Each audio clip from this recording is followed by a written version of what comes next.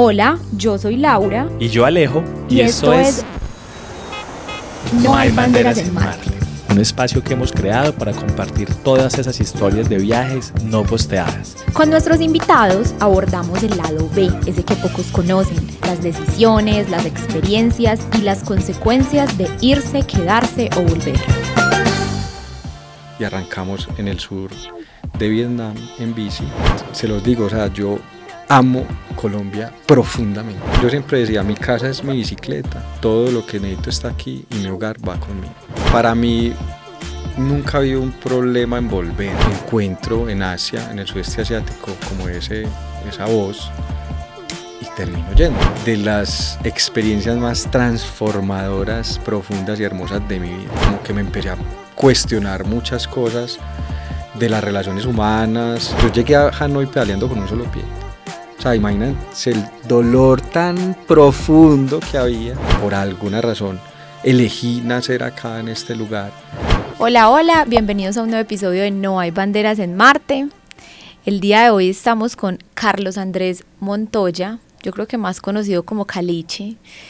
Qué lindo es No hay banderas en Marte, porque nos permite conectar con personas. Nosotros a Caliche no lo conocíamos y fue a través del episodio que hicimos con Caro Chabate, que hablando de cosas y profundizando en historias llegamos a este personaje y hoy tenemos el honor de estar compartiendo este espacio aquí con vos. Gracias, Caliche. No, gracias por la invitación, qué bello estar aquí, que se generen estas conexiones. Brutal. ¿Cierto? Es hermoso eso que sucede tan mágico y que nos podemos conectar, y gracias a este espacio que han creado ustedes por seguir conectándonos a tantas personas, a historias en este planetica. Creo que lo que más he disfrutado yo de No hay banderas en Marte es como poder conocer unas historias de una gente que digo, ¿en serio hay gente así en el mundo? De todo, porque es como muy amplio pues el rango de invitados que tenemos, y yo creo que esa conversación va a ser muy poderosa. Agradecer también a Caro por habernos tirado semejante personaje. A Caro por la conectadita. Sí. Bueno, Caliche, por lo que hemos hablado, por lo que Caro incluso nos contó y lo que hemos sentido también de todo este contacto que hemos tenido previo también a este encuentro, yo siento que eres como un viajero, de esos viajeros que nacen como con esa llamita ahí encendida, esas ganas de explorar, de recorrer, como siempre, como esa necesidad de buscar, de conocer. Creo que eso te define muy bien. Uh-huh. Desde muy chiquito nos decías, yo disfrutaba la gente, disfrutaba conocer lugares, moverme, y es un poco a lo que te has dedicado pues a lo largo de tu vida. Has tenido como la fortuna de recorrer diferentes lugares del mundo, y hoy pues estar con un proyecto que para nosotros es una cosa supremamente inspiradora, no solamente por el nombre Colombia Inspira, sino porque en realidad nos parece increíble ese proyecto, que más adelante pues hablaremos de eso, pero yo sí quisiera como arrancar, que nos cuentes un poquito como de esa infancia tuya. Yo crezco, pues como mi infancia es en la parte alta de las montañas, de las laderas de Medellín, en la zona de Robledo, hace 40 años ya casi, que era otra ciudad, ¿cierto? O sea, era mucho más verde, era poder disfrutar de las quebradas, de los ríos limpios aún en ese momento. Y yo tuve una infancia muy interesante y muy bella, porque siempre era en contacto con la naturaleza. O sea, nosotros dábamos seguimiento en los bosques, en las fincas que habían ahí cerca, nos íbamos a los charcos a nadar. Hoy hay comitiva. La comitiva era juntarnos amigos y amigas a ir al río, a cocinar, a hacer algo, a disfrutar ese lugar. Y eran 10, 15 minutos para llegar a los primeros charcos de la casa, y de ahí para arriba era naturaleza, ¿cierto? Lo más cercano era un pueblito que era Pajarito, de resto todo era verde, sin construcciones de nada, un par de finquitas. Y algo que recuerdo y que nunca olvidaré eran los pomares, ¿cierto?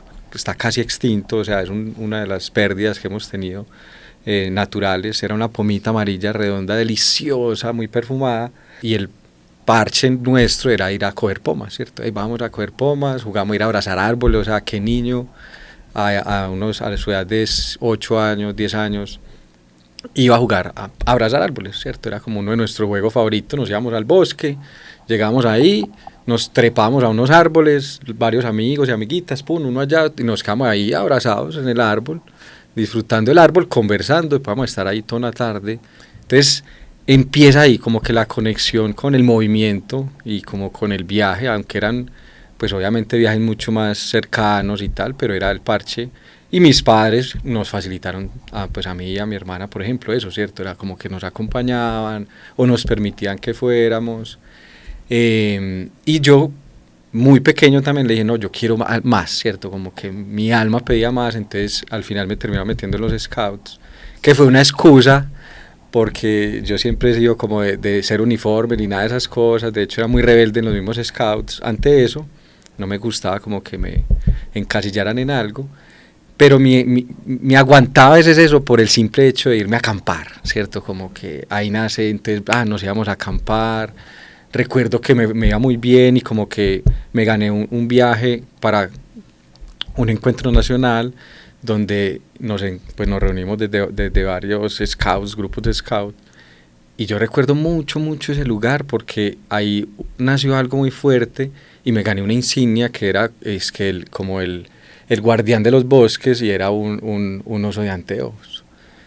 Entonces hace poco recordé eso y yo dije, wow, desde tan pequeño está eso impregnado en mí, como del amor por el planeta, del cuidado del planeta, de los viajes, ¿cierto? De estar en conexión con la naturaleza, y así empieza, ¿cierto? Después estuve en la tropa, me salgo y con los amigos que quedaron de ahí seguimos viajando, nos íbamos a explorar lugares, a acampar y a buscar viajes nuevos y diferentes, a recorrer Antioquia, que era como lo más cercano y que teníamos acceso, porque yo tampoco he sido como de una familia de dinero ni nada, entonces con los recursos que podía tener, pues, ¿qué era lo más barato? Ir a acampar, a pesar de los temas de violencia que habían en esos años, no sé, más o menos 90s, 2000s, yo soñaba con ser biólogo explorador de niño, entonces como que yo dije, yo puedo seguir haciendo esto, y tenía un par de amigos ahí que se metieron como a ser bomberos, entonces también conocían un montón, como, Liche, no, encontramos este lugar, vámonos, así, pum. Y aprendimos muchas cosas, entonces teníamos el kitcito para cocinar y comer rico, y no era como ir a acampar y a sufrir, pues como mucha gente cree, ¿no? Armábamos el parche, comíamos rico, a mí siempre me encantó como cocinar desde muy pequeño con esas comitivas, entonces como que íbamos a cocinar bien y armábamos meros parches muy chéveres, encontramos siempre como un río y tal. Acampamos en Cerro Tusa, que es un espacecito de 6 metros cuadrados, una cuita de nada, y allá nos trepamos a ver una lluvia de estrellas una vez, que como que hay lluvia de estrellas estos días, vamos, y nos fuimos a verla y eso fue impresionante. Entonces ahí empieza eso a crecer cada vez más en mí. Y la onda de la biología, que quería ser biólogo, explorador.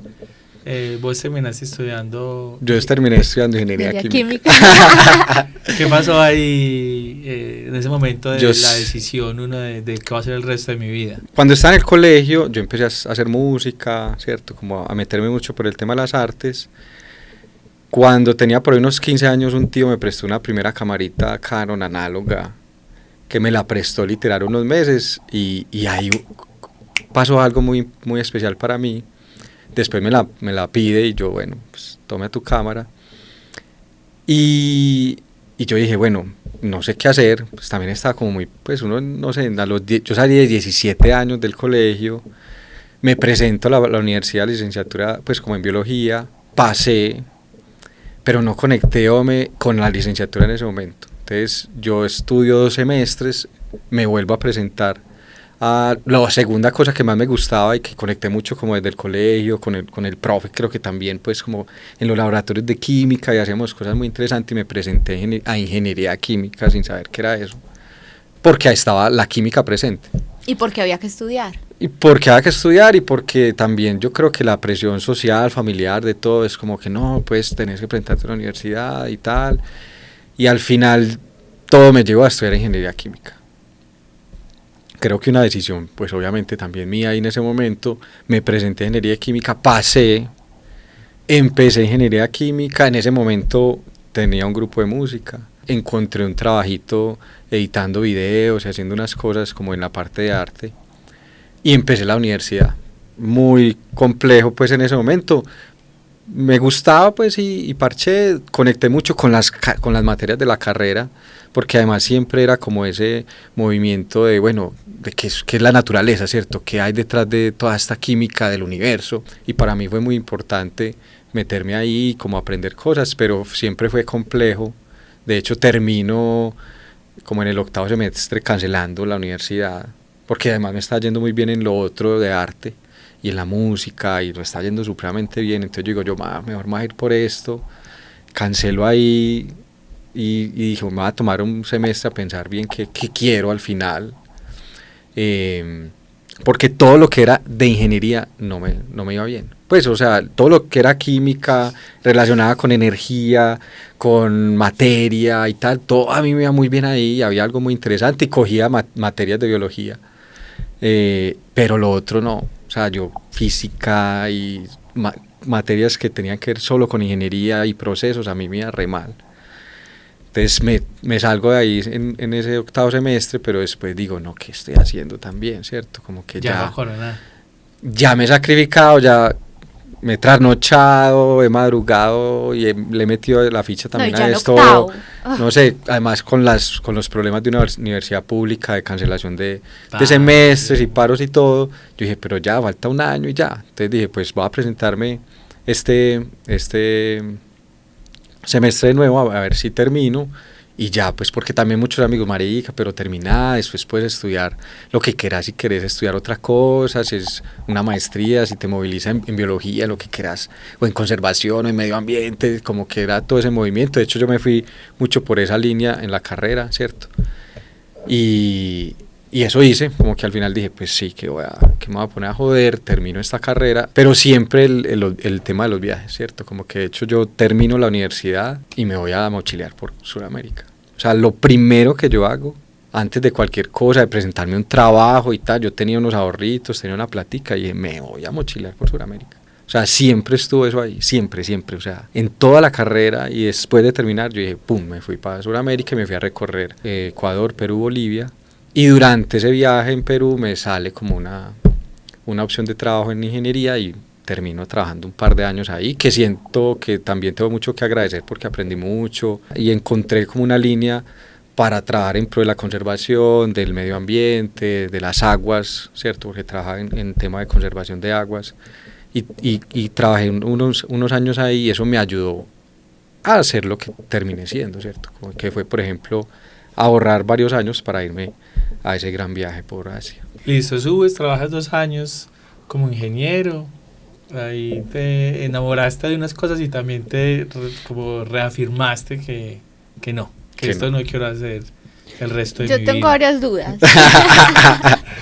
Bueno, una, que voy a empezar a llevar una estadística. Uno de los invitados nos propuso, sería bueno saber de todas las personas con las que ustedes hablan, cuáles terminan haciendo lo que estudiaron. Sí. ¿Cuáles en realidad ya en su vida ya adultas, su ocupación está directamente relacionada con la carrera que estudiaron? Yo. Pero empecé 5 carreras.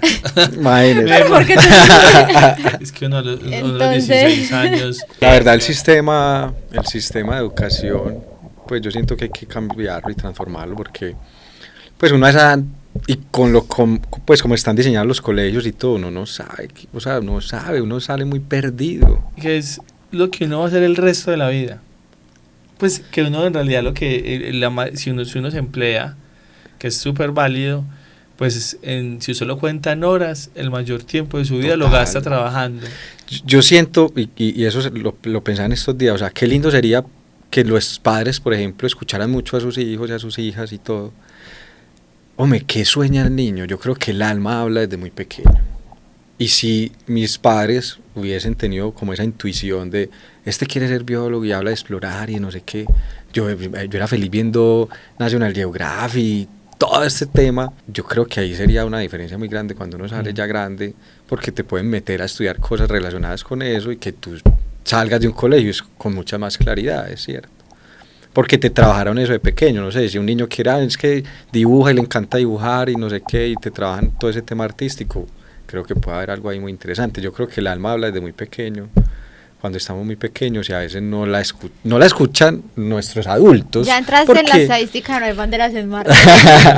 Porque, claro, yo termino estudiando ingeniería química, pero hoy no hago absolutamente nada que tenga que ver con ingeniería química. Me fui por todo lo que en ese momento de joven y de pequeño, no, eso es un hobby de él, sí, le encanta la foto, le encanta la naturaleza, pero eso es un hobby de él.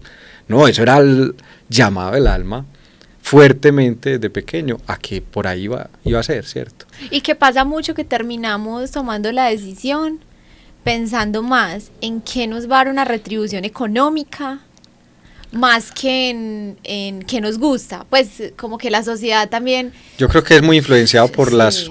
por los adultos, no solamente los padres y la sociedad, sí, como que al final nos presionan a tomar una decisión enfocada en el sistema capitalista, ¿cierto?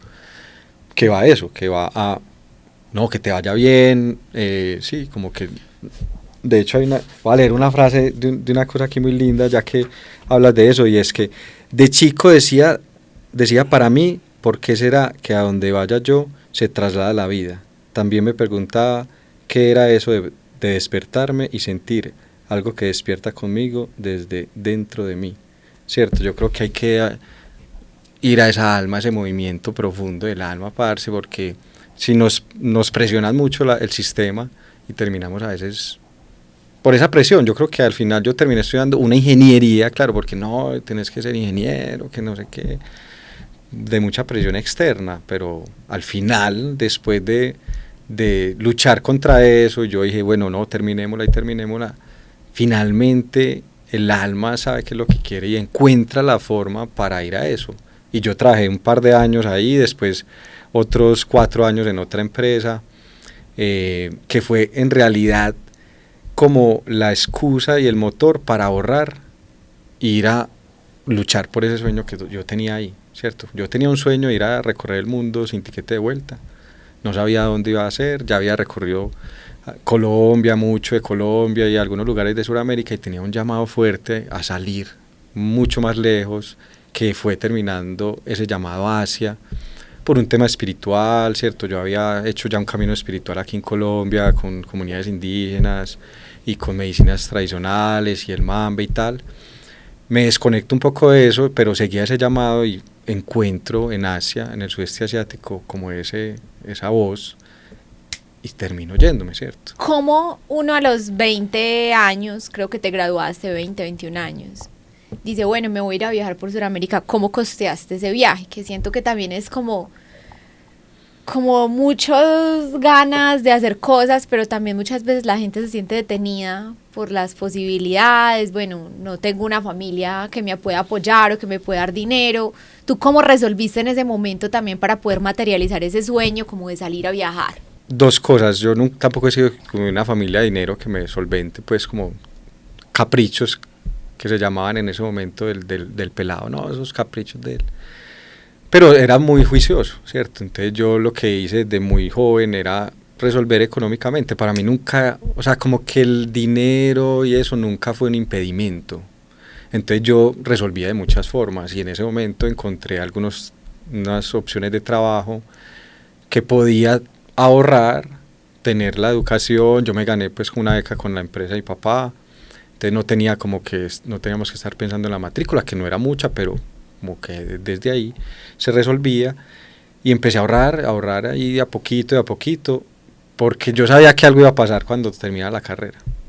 Y definitivamente dije, no, yo me tengo que ir a mochilear, ¿cierto? Yo quiero mochilear, o sea, yo quiero conocer otras culturas, otros territorios, ¿sí? Y tenía unos ahorros, y yo dije, yo me voy con esto. Yo no le pedí plata a mis papás de nada, o sea, yo tenía eso ahí, dije, con esto, como sea, resuelvo y me voy, o si no, algo haré en la ruta, pero nunca hubo ese bloqueo económico, porque el motor era mucho más fuerte, que era posible, para mí era posible, y si era posible, se resolvía, y así lo hice, y viajando muy mochilero, en bus, pues también me empecé a dar cuenta en la ruta que era muy barato, ¿cierto? Como que en realidad esos países eran muy baratos. Llegué a Bolivia y era en ese momento extremadamente barato Bolivia, o sea, ir a unos lugares increíbles que yo decía, claro, o sea, me va a rendir mucho más la plata, la poquita que tenía, pero me empecé a resolver, como que empecé creo que en ese momento ya estaba Couchsurfing, empezamos a hacer Couchsurfing y conocí a empezamos a conocer a algunos amigos y él se me conectó con otro y nos empezaron a recibir. Yo iba con una novia de ese momento y nos recibió tal y tal otro, entonces como que todo se iba, o sea, como que el camino mismo te iba mostrando que era posible. Para mí nunca fue un impedimento en ese momento. Para ti en ese momento, ¿qué significaba viajar? O sea, ¿por qué quiero irme a hacer ese recorrido inicial? Pues que yo siento que fue como el principio de muchas cosas que se vienen después. Había algo muy profundo en mi alma, siempre lo diré, como que yo desde pequeño tuve un tema ahí profundo con el movimiento y con el viaje, pero también quería conocer otras culturas, sí, como que lo poco que había explorado de Colombia me había parecido muy interesante, pero quería saber. Para mí no habían esas fronteras, sí, como lo que habla un poco el podcast del tema de las banderas ni nada. Yo creo que somos un solo territorio en América y ya había compartido un poco como con los indígenas y el mambe y la hoja de coca y empecé a escuchar historias de que todo eso estaba de ahí para abajo en los Andes hasta Perú y Bolivia. Entonces yo dije, yo quiero saber qué hay más allá de este límite que nos ponen en Colombia, pues como estas fronteras que nos han creado. Y quise salir a explorar qué más había allá, ¿cierto? Ya en ese momento había internet un poco, así fuera lento, pues, de teléfono. Ya había Encarta. Pero ya había cositas, había Encarta, había muchas cosas que explorar. Y yo empecé a buscar y a encontrar como cosas, por ejemplo, principalmente de Perú, que había un llamado. Entonces yo dije, yo quiero ir a ver qué hay por allá, ¿cierto? Yo quiero saber qué hay por allá. Y de hecho me tocaron unas cosas sin planear. Increíble, o sea, me tocó por ejemplo el Día de Reyes en Ollantaytambo, una cosa, yo estaba dormido ahí en el hostal cuando empiezo a escuchar tambores y como música así en las calles y yo ¿qué hay? Me paré y había un festival increíble como de agradecimiento al sol y a la siembra y no sé qué, o sea, una cosa impresionante y yo dije, ¿qué es esta locura?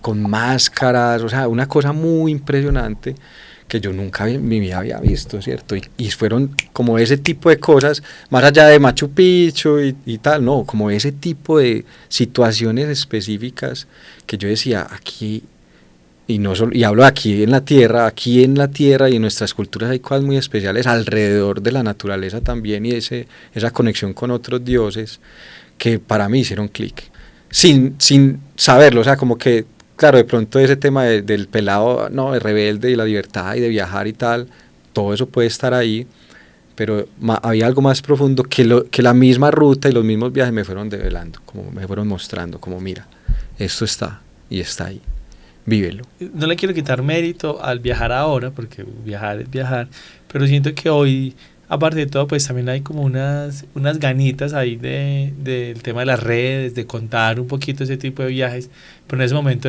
era muy genuino, o sea, en realidad... No, era con mapa, o sea, era otro cuento, o sea, el viaje en ese momento era muy diferente, era sin celular, sin redes, sin nada, era con sí, mapas. Como que no lo hacías por mostrar. No, porque no había como mostrarlo, a mí sí me parecía muy potente el volver a contarlo. Yo veía cosas y yo decía, uff, cuando le cuente a mis amigos que viví esto, pues yo decía, marica, o sea, ¿cómo esto existe en el mundo? Pues relativamente cerca, en el caso de Sudamérica, y mis amigos no saben esto. O sea, total. Para mí era como, había un interés muy grande en volver a contar la historia de lo que había vivido. La herramienta que había para contar era un blog, crear un blog de viajes, y yo quería hacer un blog de viajes cuando volviera. Me fui haciendo fotografía, pues con las herramientas que tenía en ese momento, una camarita Canon sencilla y todo, pero como que esa pasión de la fotografía ya pude adquirir. Justo antes de ese viaje, meses antes, pude comprar mi primera camarita y me fui con ella al viaje, entonces como documentando muchas cosas, entre eso que pasó, por ejemplo, ahí en Ollantaytambo, y eso que va ahí quieto. A mí esos viajes me parecen fascinantes. Hemos hecho así como unas temporadas nosotros también, así que nos desconectamos y nos vamos. Pero mi personalidad, que soy como un poquito preocupada, tengo, como dice mi madre, un exceso de futuro. Entonces digo, juepucha, me voy, por ejemplo, 2 años, y uno en esos 2 años, el viaje también lo va transformando tanto, o sea, el viaje lo atraviesa uno por completo, y uno decir, juepucha, lo duro es volver, ¿cierto? Lo duro es que uno sabe que esto tiene un punto final, tengo que regresar, hago parte de un sistema, y ya se me fueron los ahorros, y entonces es como hacerle también el duelo a ese momento, me parece como súper fuerte. Entonces, en tu caso tú volviste y entonces venías como ya un poquito organizando esa idea de voy a tener un blog y voy a hacer y no sé qué, y resulta que aparece otro player ahí en el camino que es una oferta laboral que empieza a ser atractiva, que de pronto en algún momento dijiste, esto no va a pasar, y pasa. Y como que te cambia toda la película. Para mí nunca ha habido un problema en volver. Siempre me ha gustado volver. Y siempre sale algo al regresar. Por ejemplo, en ese momento eso fue así, ¿sí? Como que yo que soñé, y, el blog y todo, me sale esta otra opción y digo, bueno, de pronto, pues porque ya había trabajado en otras cosas cuando estaba en la carrera, había estado en un laboratorio y como sabía que no, y salió otra opción totalmente diferente, que yo digo, bueno, de pronto por aquí puede haber algo interesante y me permite más tiempo para dedicarle a esto, que al final nunca pasó, pero yo decido meterme por ahí y después me enredó la vida y el trabajo y todo en eso, y yo digo, bueno, pues démosle a esto, si de pronto no es el momento para ello.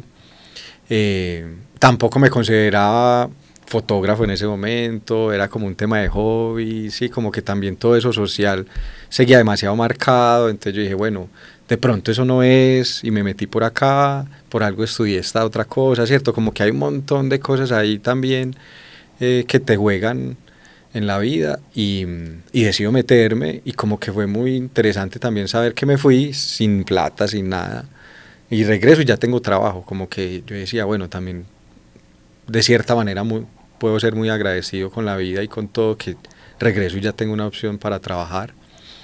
Y literal, yo recuerdo que yo me dije, voy a ver qué tal, pues voy a experimentar qué tal, esto nunca he estado, hablé con un par de amigos que trabajan en el área comercial, me dijo, no, es bien y tal, pues me terminé clavando durísimo en ese tema, me fue muy bien por suerte. Estuve un par de años, solo 2 años ahí, pues como que terminé con varios conflictos ahí como con ese trabajo como tal.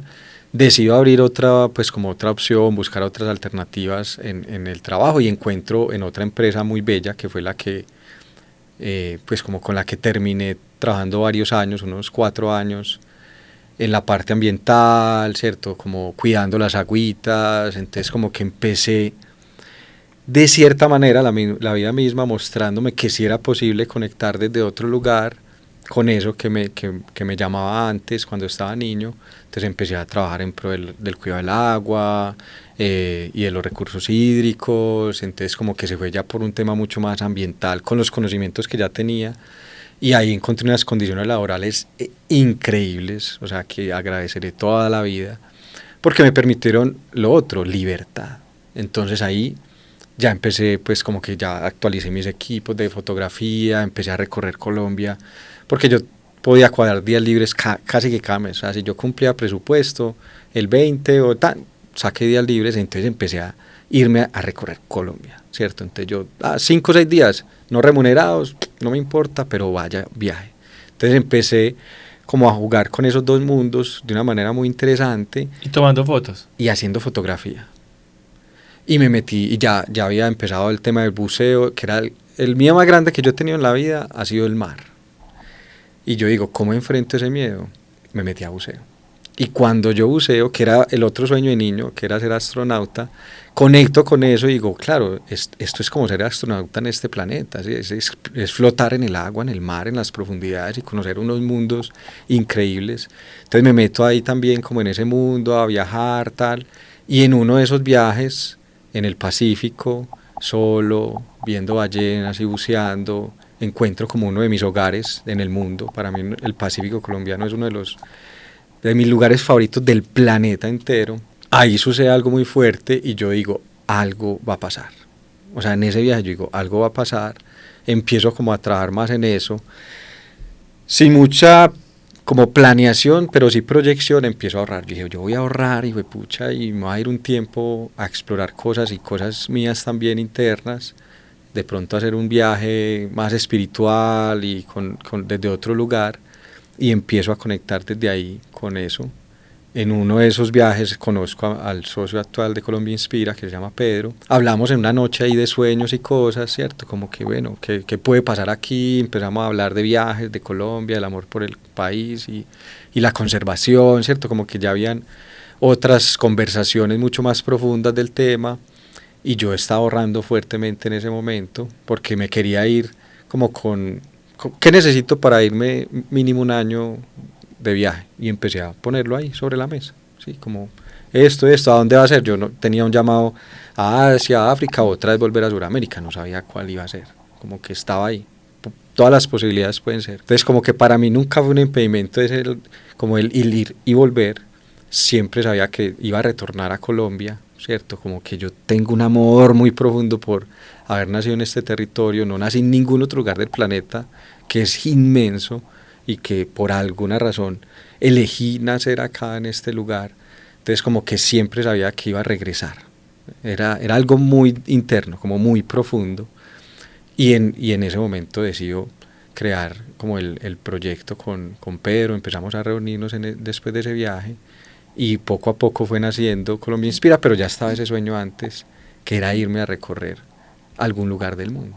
Empezaron como a conspirar pues para que Colombia Inspira empezara a andar, estaba el plan ahí, pero vos ya tenías un viaje planeado largo. Yo tenía ese sueño antes, y de hecho como en una reunión conversando con Pedro, le dije, parce, ve, yo tengo esto. Se empezó a materializar porque yo compré un apartamento solo para venderlo y con esa plata irme de viaje. O sea, era así de clara la cosa que yo tenía. Y sentí que llegó un momento donde ya vendí el apartamento, sentía que el ciclo en el trabajo estaba terminando ya, como que ya, aquí no tengo nada más que hacer en esta empresa. No tenía novia, estaba bien con mis amigos, con mi familia, como que la verdad era un momento muy especial con todo, que yo dije, no me voy a ir huyendo, que también yo siento que en mi caso nunca me ha gustado irme huyendo de algo. Entonces todo estaba tan bien que yo dije, es el momento. Y converso con una amiga que se llama Juanita, que alguna vez habíamos hablado de hacer un viaje juntos en bici. Habíamos estado en el foro de la bici, yo he sido muy bicicletero y siempre me ha gustado rodar mucho en bicicleta. Y en ese momento hablo con ella, le digo, estoy, parce, no, yo me voy a ir para Asia, no sé qué, Liche, yo también quiero ir, que no sé qué, ya está en Alemania en ese momento. Y decidimos arrancar, como que, parce, que si nos vamos juntos, arranquemos juntos en bici, de una, y empezamos a averiguar todo. Compramos las bicis en Asia, porque nos salía mucho más barato comprarlas directamente allá, que llevarlas desde acá, entonces las conseguimos allá. Unas bicis pues normalitas, tampoco sabíamos mucho de lo que hoy se llama es como el cicloturismo ni nada, nos gustaba la bici, habíamos rodado y viajecitos pequeños en bici. Y en ese momento, por todo el movimiento también que yo venía teniendo, yo dije, yo quiero ir a un viaje lento, extremadamente lento, y decidimos irnos en bicicleta. Y arrancamos en el sur de Vietnam en bici. Los dos estuvimos como solo 2 meses juntos en ese momento, y arrancamos en bicicleta, que ha sido de las experiencias más transformadoras, profundas y hermosas de mi vida. ¿Por qué? Yo creo que por muchas cosas, hombre. Una fue, como de cierta manera, es ser parte del sistema capitalista, pero no. Entonces, poder decidir día a día qué quiero hacer sin tener que producir, para mí fue muy especial. Para mí fue de los regalos más hermosos que he tenido. Un sueño. Porque yo, hoy qué quiero ir a hacer, voy a rodar 60 kilómetros y conocer, ir a una comunidad indígena. Una de mis razones era, claro, irme sin tiquete de vuelta, que era como un viaje largo, ir a aprender, pues, como a mejorar el inglés, ir a conocer otras culturas, el tema espiritual, que también ahí sí ya había explorado mucho más de Asia y del budismo y como de todas estas cosas que se movilizan en Asia. Y claro, había como unas ciertas ideas de lo que podría ser, pero el viaje me sorprendió desde el primer momento, o sea, para mí fue otra cosa. Algo que para mí fue maravilloso, poder estar con mi cámara en cualquier lugar, a cualquier hora, en cualquier momento, y que no sintiera como ese tema de seguridad que aquí sí pasa, ¿cierto? Porque también hay que aceptar que venimos de una sociedad violenta, que te pueden atracar en cualquier lugar, que no puedes sacar tus cosas en cualquier lugar, a cualquier hora, en cualquier calle, en el centro de la ciudad.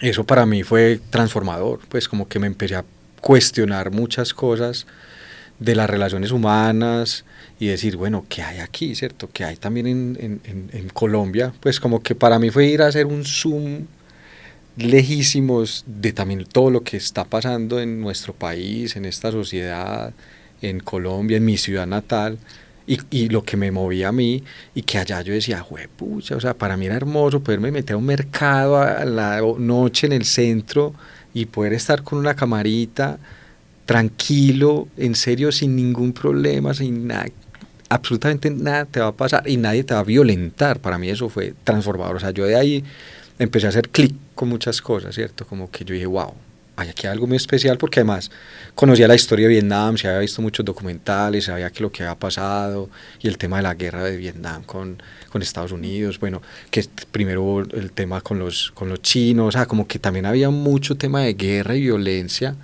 pero los vietnamitas son unas personas increíblemente amorosas, que no, pues, allá no te preguntan qué celular tenés, nada, o sea, es como que eres tú, y la relación es contigo y hay una apertura hermosa hacia ello.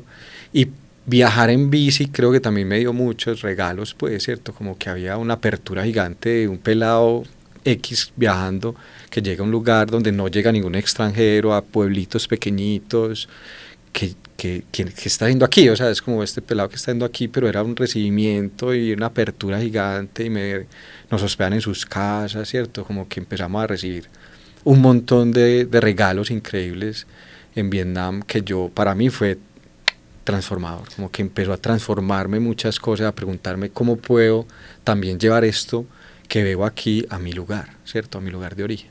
Tremendo lo que dices, porque en realidad el sudeste asiático comparte muchas realidades con Latinoamérica, como económicas. No son los países ricos, por el contrario, tienen unos países muy ricos allá al ladito, que ejercen presiones y que viven muy bien, y lo mismo que tenemos nosotros con Estados Unidos al lado, pero ellos no viven, no siente uno ese nivel de inseguridad, de violencia tan tremendo cero. como lo vive Latinoamérica, particularmente unos países de Latinoamérica que siento yo que son Brasil, México y Colombia, que la sensación de inseguridad es tremendamente mayor, siendo igual con economías similares, pues, por decirlo de alguna forma. Sí, yo creo que pues como que ahí empezó una pregunta, como que yo dije, bueno, ¿qué hay detrás de todo esto? Sí, porque fui al Museo de la Guerra, como que empecé a explorar también todo eso. Lo de la gente naranja, que es... Claro, y como todo eso, y los túneles, y como a saber un poco más, como a escudriñar un poco también como en esa historia violenta, porque conozco también lo que ha pasado en Colombia y lo he vivido súper de frente, o sea, ya después en mi barrio, en barrios de mis amigos en la universidad, o sea, ahí me tocó estudiar con amigos de la 13 y escondernos de las camas porque balaceras en cualquier momento de la tarde-noche y no salga, ya no puedo devolverme a mi casa, sino que me tengo que quedar a amanecer. Pues había habido muchas cosas muy de frente, a mí me sacaban fierros en la calle, en el barrio, porque iba a visitar una noviecita que vivía como arribita en otro barriecito. Es que usted no puede estar por aquí hasta ahora, y yo, parce, pues vengo de donde la novia, pues como que, ¿qué pasa? Entonces había vivido eso muy cercano, demasiado cercano, y cuando salgo también, yo había experimentado eso solamente en Cuba, pues como ese nivel de tranquilidad a mí me reconocía, ay, colombiano, pero yo una vez me asusté porque era una calle muy oscura y tenía la cámara y todo, y como que me salieron 2 manes, pero era porque era colombiano y querían hablar conmigo y no pasó absolutamente nada y conversamos y no sé qué y tan, y tu mochila, es que lleva la mochila. Y seguí normal y yo, wow, o sea, ya como que me agotó y dije, uy, no me atracaron. En otro, no, en serio, o sea, No, es que me ha increíble, pasado, yo he es como pasado ese- unas vergüenzas. ese nivel de como de inseguridad interna que tenemos y de prevención No, y todo de, el tiempo a la defensiva. y todo el tiempo estamos como a la defensiva, que yo allá sentí otra cosa tan linda que para mí empezó a transformar el viaje. O sea, en ese momento empecé a transformar mi viaje y a decir, aquí hay algo más especial, aquí hay algo muy especial. Entonces empecé a saber, por ejemplo, de los lenguajes. Entonces, claro, aquí no hablan ni inglés ni nada, sino que hablan vietnamita y es su lengua. Sí, no es ni china, no es ni nada, puede que tenga cositas pero es su idioma y lo mantienen y lo conservan. Entonces yo desde ahí empecé a conectar con ello y dije, wow, pero en Colombia también lo tenemos, solo que no lo conocemos, ¿sí? Entonces empecé como desde ese zoom lejísimos a conectar con cosas del territorio muy hermosas para mí, que había empezado a explorar y que había estado en la sierra, que había estado en el Amazonas, pero que todavía era muy superficial, de cierta manera. Entonces me voy a hacer un zoom a ese lugar, a recorrer esto y a ir a templos budistas y a ver la espiritualidad desde otro lugar, ¿cierto? Esa conexión con la naturaleza de cierto modo y la tierra y el tema de los sembrados y a llegar a pueblitos agrícolas increíbles y yo meterme a sembrar arroz y a sembrar cosas. Y otra cosa que sucede muy linda es que yo me había negado el lado artístico mío. Entonces yo, con todo eso que había pasado en mi historia de vida, como que, claro, yo tenía la fotografía de hobby. Ah, sí, es el hobby, me gusta, hago fotos, pero nunca me reconocí fotógrafo. Yo nunca decía que era fotógrafo. Hago fotos, sí, hago fotos, pero nunca me reconocí eso. Y al mes y medio de ese viaje pasan varias cosas. Una de ellas fue que empezó un dolor muy fuerte en mi rodilla izquierda. Ya llegando a Hanoi, o sea, ya habíamos cruzado casi todo Vietnam, había subido a Dalat, que fue una de las rutas más duras que hicimos, porque con 0 metros a nivel del mar subimos a los 1700, montañas hermosas, cosas muy lindas. Perdón, ahí ibas acompañado todavía. Ahí iba con Juana, sí. En Dalat, de hecho, nos conocimos con un español, fotógrafo de Menorca, que se nos une a la ruta. Y empezamos esa ruta, y yo a compartir mucho con él y tal, y como que Ivancho me llega y me dice un día como, parce, vos sos fotógrafo, weón, o sea, vos tenés un ojo increíble, una sensibilidad increíble, porque empezamos a compartir mucho, y como yo a mostrarle, y a que me enseñara cosas, él me decía, parce, ya sabes, o sea, ya sabes, ya eres, reconócetelo y empieza a trabajar y a fortalecer cosas, y me empezó a enseñar mucho. Él de hecho compró una bici y se nos unió hasta llegar a Hanoi. Y en esa ruta, en ese reconocimiento, que es algo muy impresionante que pasa, me empieza un dolor izquierdo, después hablo con una amiga ahí en Hanoi, médica tradicional y no sé qué, y me dice, izquierda es arte, es creatividad, que estás batallando ahí con tu creatividad y con el arte, abrázalo. Y yo me acuerdo que yo estaba allá y estaba en un café y yo empecé a llorar muy fuerte, como yo dije, uy, parce, ¿qué es esto que está pasando aquí? Claro, yo estaba en esa batalla de no aceptar que lo que me movilizaba eran esas cosas, ¿cierto? Y que la fotografía yo siempre, porque a mí sí pasaba, lo poco que ya compartía, que había en redes y cosas, la gente que me seguía, amigas y todo, era como, parce, qué foto, o sea, como que hay un sentimiento muy profundo en tus imágenes y me escribían cosas maravillosas, pero yo mismo no las reconocía. Y en ese momento dije, voy a trabajar en ello, voy a trabajar en esto. Y reconocí como empecé a reconocerlo más bien, como que empecé a reconocer ese trabajo que tenía que hacer yo también. La bici me lo mostró, porque si no hubiera ido en bicicleta no había empezado ese dolor. Yo llegué a Hanoi pedaleando con un solo pie. O sea, imagínense el dolor tan profundo que había y lo fuerte que tenía que trabajar ahí, que yo llegó un momento, por suerte era muy plano y ellos, parce, liche, paramos, tal, yo no, hágale. Yo llegué a Hanoi con mochila, con maleta, con todo, que llevaba todo para acampar, o sea, toda mi casa iba a bordo. Yo antes de irme hice una venta garaje, le regalé a mis amigos todo, vendí todo, yo me fui livianito, o sea, vida minimalista al 100%. Mi casa estaba en mi bicicleta, todo lo que yo necesitaba estaba ahí. Y llegué con eso, pedaleando con un solo pie a Hanoi.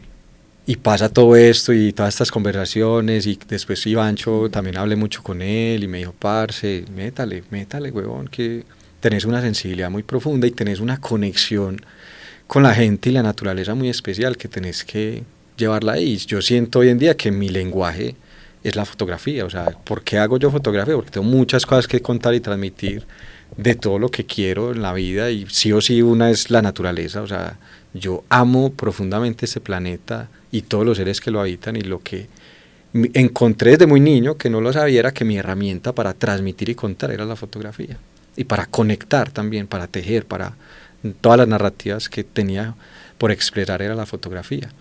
Y ahí en ese momento empiezo a trabajar en eso.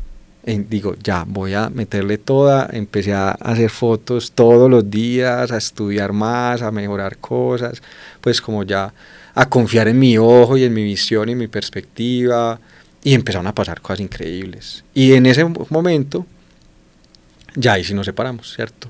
Iván tenía otros planes, Juana quería irse por China, yo me quería ir por Laos, yo no quería como ese tema de visado y cosas en China, yo como que no. Y había escuchado cosas muy lindas de Laos, entonces decidimos ya ahí, como en el segundo mes, compartimos unos días ahí, un tiempito en Hanoi, y yo me voy solo por Laos. Juana estuvo muy pendiente de mí por el problema de la rodilla, y después de ahí nunca me volvió a hablar. Nunca, o sea, ya. Y empecé a subir montañas, o sea, ya ahí empecé a subir montañas porque era la quinta frontera, que era la última arriba, para conectar con Laos, y que ya empezaba el tema montañoso. Entonces Juana me dijo, no, me escribís a ver cómo seguís, que de todas maneras, pues como que ese dolor de la rodilla estaba muy fuerte.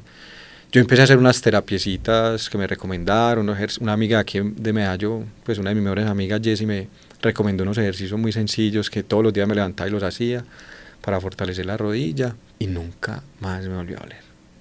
Ya ahí seguí melo, y tan, y montaña. Yo le decía, baby, no, estoy melo, o sea, esto no me está doliendo, tan, y seguí.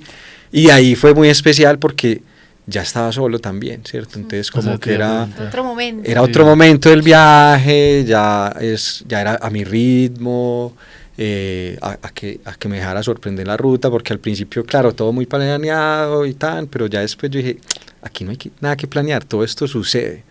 O sea, yo sé que voy para tal lugar y tal comunidad o tal pueblito, pero que sea lo que sea que pase. Y pasaron unas cosas hermosas, pues que fue mi primer país fronterizo, o sea, como que al final es un tema ahí demasiado del sistema, que para frontera, o sea, yo pasé en una bici, que era muy especial para una primera frontera en bicicleta, y encontrarme con que ¿cuál frontera? O sea, eran unas comunidades hermosas a este lado, después una parte sola y otras comunidades acá, y todas se comunican entre ellas y son amigas y comparten sus tradiciones. Y los de aquí cruzan para allá y los de acá. Claro, era un libre cruce ahí hermoso, y claro, llego a otro país con otra lengua, con otras tradiciones y con otras cosas, y fue hermosísimo. Me despidieron increíbles los vietnamitas porque pasó algo muy especial en esa ruta. Yo me estaba quedando sin comida y había una gente como trabajando el pasto y organizando la vía, y me vieron y me llamaron y me sentaron y no hablaban inglés, yo no hablaba vietnamita, pero el lenguaje universal como de la sonrisa y el abrazo, y para mí eso siempre fue muy especial en el viaje, porque siempre me lograba comunicar con la gente y nos lográbamos comunicar simplemente desde ahí. Y pasaron cosas muy lindas, una señora coge mi bici, que le tomara foto en ella y tal, y me terminaron dando comida, agua, un par de bananos para que me llevara. Y yo decía, qué hermoso que esto suceda, y sin ni siquiera hablar el mismo idioma, o sea, que cosas tan increíbles suceden en la ruta, y en todo momento fue así. Y paso a Laos y fue exactamente lo mismo.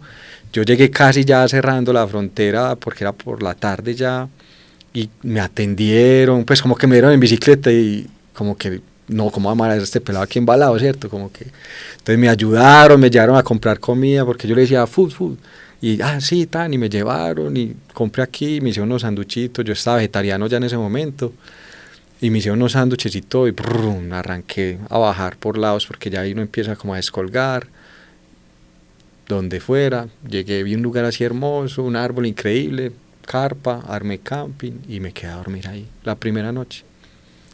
Y eso pasó todo el tiempo, de ahí para allá, todo el tiempo, y nunca me volvió a doler la pierna. ¿Cuántos kilómetros fueron en total? Como 9.000, fueron como 9 meses en bici, y había un promedio de más o menos 1.000 kilómetros al mes. Algunos meses más, otros meses menos, dependiendo del grado de dificultad de la ruta. Habían días de 100, 120 kilómetros con alforjas, que es bien, pues es bastante. Yo empecé muy pesado y empecé a alivianar peso, y claro, ya después de esos 3 meses ya tenía otra experticia pues y tal, y fue increíble. También se da cuenta que puede vivir uno con menos. Yo ahí aprendí el verdadero minimalismo y en realidad como las necesidades que nos crea el capitalismo, porque a pesar de que yo no era el más gastón y que compraba un montón de cosas y era muy siempre ahorrar para viajar y tener lo que necesitaba, se me dañó esto, lo cambio. Pero ahí fue el momento de la enseñanza más grande, que pueda vivir con tan poquito, hermano, y ser tan extremadamente feliz. O sea, yo era extremadamente feliz. Levantarme en mi carpita, a tomarme un cafecito rico, a hacer mi desayunito en una montaña llena de naturaleza o en una villita indígena, con la gente y los niños. Yo no necesitaba nada más. Todo estaba ahí. Mi casa, yo siempre decía, mi casa es mi bicicleta, todo lo que necesito está aquí y mi hogar va conmigo. Mis padres, mis amigos, la gente que amo, todos van acá. Todo el tiempo estuvieron. Para mí eso era lo más maravilloso. Y no necesitaba mucho, ya. ¿La bicicleta nunca falló? No. Pues tuve fallitas breves, pues, pero así como que uno diga, no. Me tocó cambiar bicicleta. No, nunca falló. Pues me tocaba así pinchaditas y cosas así, o tema de llantas pues, y frenos. De resto, absolutamente nada. Me caí solo una vez, bajando por Dalat, que estaba lloviendo mucho una vez en la ruta y tal, y pues hubo como una lisada y suave, pero no fue grave. Ahí se me dobló un poquito como la bici, pero la organicé ahí breve y seguí. Pero el resto, nada más. Nunca me caí, nunca me pasó nada. La bici perfecta, todo melo, todo increíble. A mí me parece muy loco cuando te escucho, y es cómo se pueden vivir los lugares de diferentes maneras. Y yo siento que eso pasa también con un país como Colombia. Estoy segura que hay mucha gente que ha ido a Vietnam y lo encuentra el país más caótico. Bueno, un paréntesis ahí pequeñito. Cuando yo iba a arrancar, Caro ya había estado de viaje, pues para contar esto que pasó, y yo le escribí a Caro, Caro, es que voy para Vietnam en bici, ya lo primero que dice, estás loco, no hagas eso. Y yo ya tenía todo listo, y yo le dije, no, baby, ya, o sea, sí o sí lo va a hacer, pero quería como escucharte, no, es que es demasiado caótico y no sé qué, y las motos, y vos en bici, qué peligro. Parce, fue increíble. Y para mí llegar a Hanoi, pues claro, yo tengo de pronto otra visión, pues para mí hay mucha magia y mucho asombro todo el tiempo, en absolutamente todo, desde la naturaleza, pero también como desde lo humano. Y yo llego a Hanoi y veo todo este movimiento y gastronomía y todo lo que sucede, yo decía que me voló la cabeza, ¿cierto? Como las motos, o sea, yo veía motos con comida así, con de todo, o sea, yo decía, nosotros alquilamos una moto. Y las bicicletas que que salen. Las bicis de las frutas. Y las cargaderitas acá, sí, ¿cierto? Los gorritos, todo. O sea, para mí es un caos, pero un caos hermoso y amoroso. O sea, yo te digo, a mí nunca me tiraron la moto, por ejemplo, que aquí pasa. O sea, yo salgo en bici acá y me siento mucho más violentado en la manera de manejar de la gente, que cuando estaba en Asia, por ejemplo, con todo el caos que pueda haber, pero la gente maneja de cierta manera despacio, nunca te tiran, te pitan o te esquivan. Yo pienso como que encontraron un ritmo, hay un ritmo. Exacto. Creo que yo en Hanoi, y alguna vez creo que lo mencioné en el episodio, vos que sos músico, de pronto la entiendes. Yo le decía al man, es que de pronto nosotros veníamos de Australia, también fue de Australia que todo es tan organizado. llegar a Hanoi fue Cuadriculado. como, uff, ¿qué pasó? Que Australia era como en 4 tiempos, como pop, como tú. En cambio eso era puro free jazz, weón. Era Pero como no pasa que, nada, como o eso, sea, como que para cruzar la calle yo le decía a Lauri, cruza.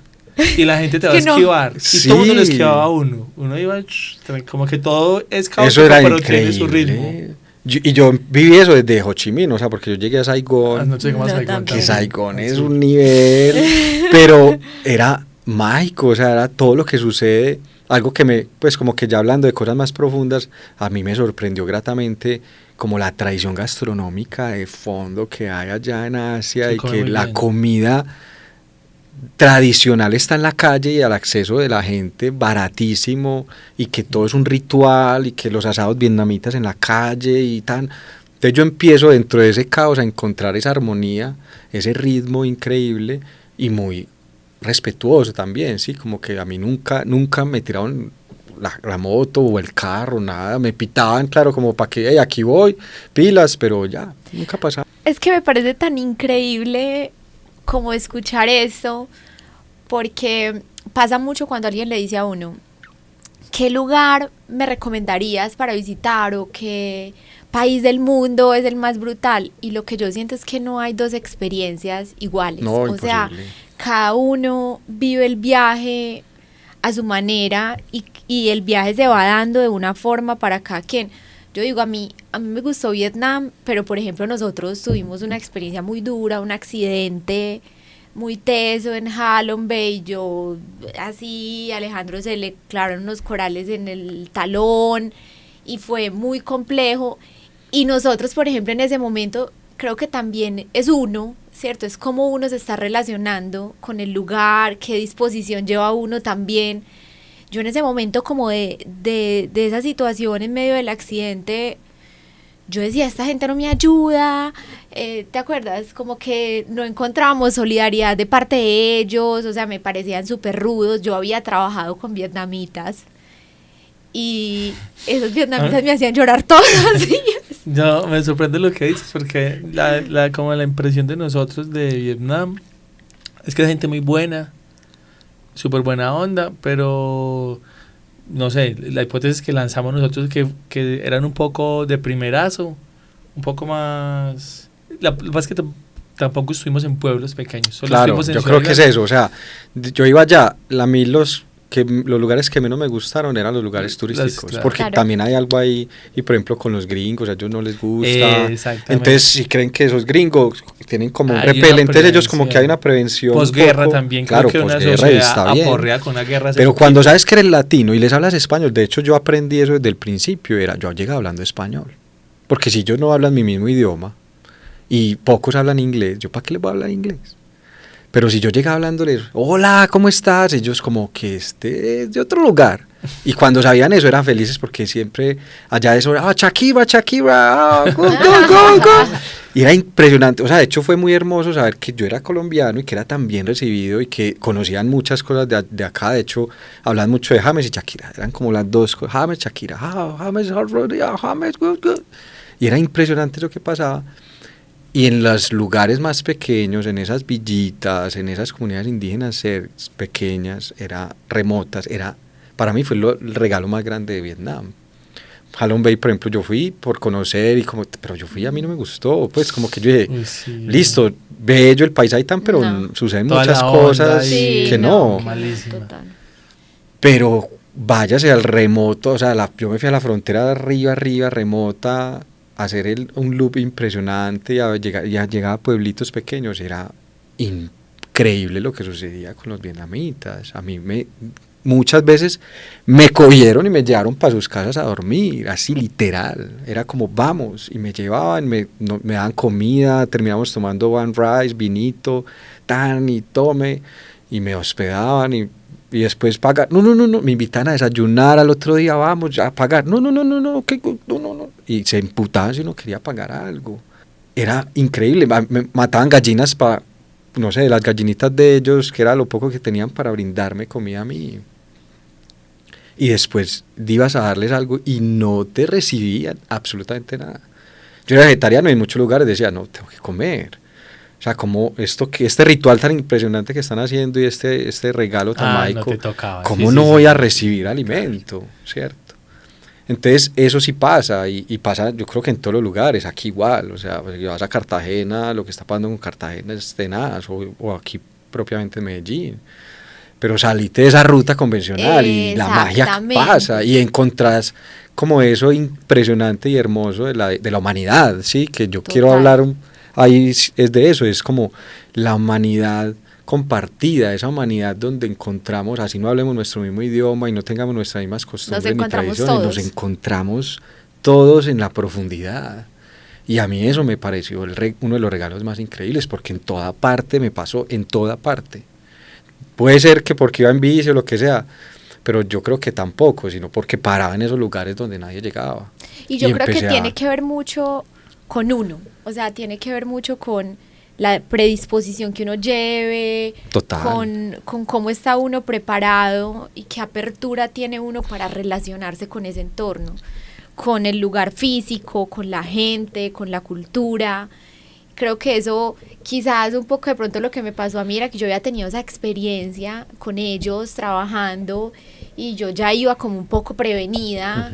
Y creo que igual nos pasa a nosotros, todos los días recibimos mensajes de personas que nos dicen, no, pero es que Colombia, ¿ustedes cómo se van a volver para Colombia? Ahorita hace poco publicamos un reel y unos chicos que se devolvieron de Australia porque ella quedó en embarazo y dijeron, no, nosotros pues no nos imaginamos teniendo un bebé lejos de nuestras familias, en Australia, no, nos devolvemos. Pero ¿cómo te vas a devolver? ¡Qué locura! Y yo me pongo a leer estos mensajes y yo digo, es que también depende desde qué óptica, con qué gafas estés mirando. Y no lleves prejuicios, pues creo que ahí también es muy clave eso. Yo iba con una apertura impresionante. O sea, yo creo que eso también fue algo muy, muy bello que valoré y que supe que lo llevaba, y era que yo iba con la apertura a todas las posibilidades. Que me perdí en la ruta, pues me perdí, vamos a ver dónde llego y vuelvo y la cojo. Aquí la vuelvo a coger, listo ya. Porque yo no iba ni siquiera mirando un mapa, o sea, yo veía hoy, listo, está este desnivel, el pueblito que sigue o la comunidad que sigue es esta, listo, pum, pum, pum, y arranque, lo que sea que pasara. Y así recorrí toda esa zona del sudeste, hasta que llegué a Tailandia. Bueno, llegué a Tailandia después de 9 meses. No, 3 en Vietnam, 1 en Laos, me quedé 2 meses en Tailandia y ahí sucede algo muy especial, que lo supe en ese momento. Cuando yo decido renunciar e irme, pasan varias cosas. Una es mi mamá me apoyó completamente, pues como que dijo, no, sigue tus sueños, lo que quieres, tan. Pero mi papá, venimos de una familia muy tradicional, religiosa, él tuvo el mismo trabajo toda su vida, entonces fue el único como que dijo, ¿qué estás haciendo? ¿Cómo estás renunciando a un buen trabajo? ¿Que te va bien como ingeniero? Y que no sé qué, y no, pues que te gusta mucho, y ¿cómo que vas a vender el apartamento? No, ya vendí el apartamento. Y yo le dije, muy amorosamente, le dije, padre, yo no estoy pidiéndote autorización, yo te estoy contando mi decisión, y lo voy a hacer, ¿cierto? Y no es una decisión loca y a la carrera, pues viene planeándose hace rato y te estoy contando ya, y porque siento que ya es el momento, ya me quedan un par de meses en Colombia, renuncié, de hecho a mí me ofrecieron una licencia no remunerada de 1 año en la empresa, entonces eso como que le dio un poco de tranquilidad al cucho, pero yo le digo, no, yo me voy, y en bicicleta por Vietnam, empiezo en Asia, y cuando llego a Tailandia, me quedo de unos amigos ahí con blogueros, pues como que un mundo de nómadas digitales ya que estaba empezando a mover en ese tiempo. Yo compartí mucho en Instagram como de mi vida y mis historias de viaje, y sucedieron cosas muy lindas ahí. Me voy con un amigo francés que me había conocido en Colombia, nos coincidimos y nos encontramos en la ruta, un gran amigo, bello, bellísimo. Nos fuimos en moto un tiempo como a explorar el norte y las villas y las comunidades de arriba del norte. Y en un viaje de hongos, de medicina de hongos, yo conecto con algo muy bello que agradeceré toda mi vida. Y es que los honguitos me dijeron, vea, usted está cumpliendo el viaje y el sueño más grande de su vida en este momento. Este es su sueño más grande. ¿Por qué no le cumple el sueño más grande a su padre? ya le habíamos cumplido unos sueños, como los sueños más grandes a mi madre, ya quería ver a Vicente Fernández con Alejandro y como cosas así, se lo habíamos dado, se lo habíamos podido dar a ella. Y mi padre siempre aplazó y postergó ir a un mundial de fútbol. Toda su vida, o sea, yo siempre había escuchado a mi papá, yo quiero ir a un mundial de fútbol, yo quiero, pues como que el fútbol, ese man ve y vive por el fútbol todo el tiempo y por cumplir lo que hemos hablado de la sociedad, de familia, la casa, el trabajo, todo lo dejó por su familia y nunca fue a cumplir ese sueño, ni luchó por él, como que ya él dijo, no, ya le había hecho el duelo de ir, y en ese momento los hongos me dicen eso y yo digo, ¿qué está pasando acá?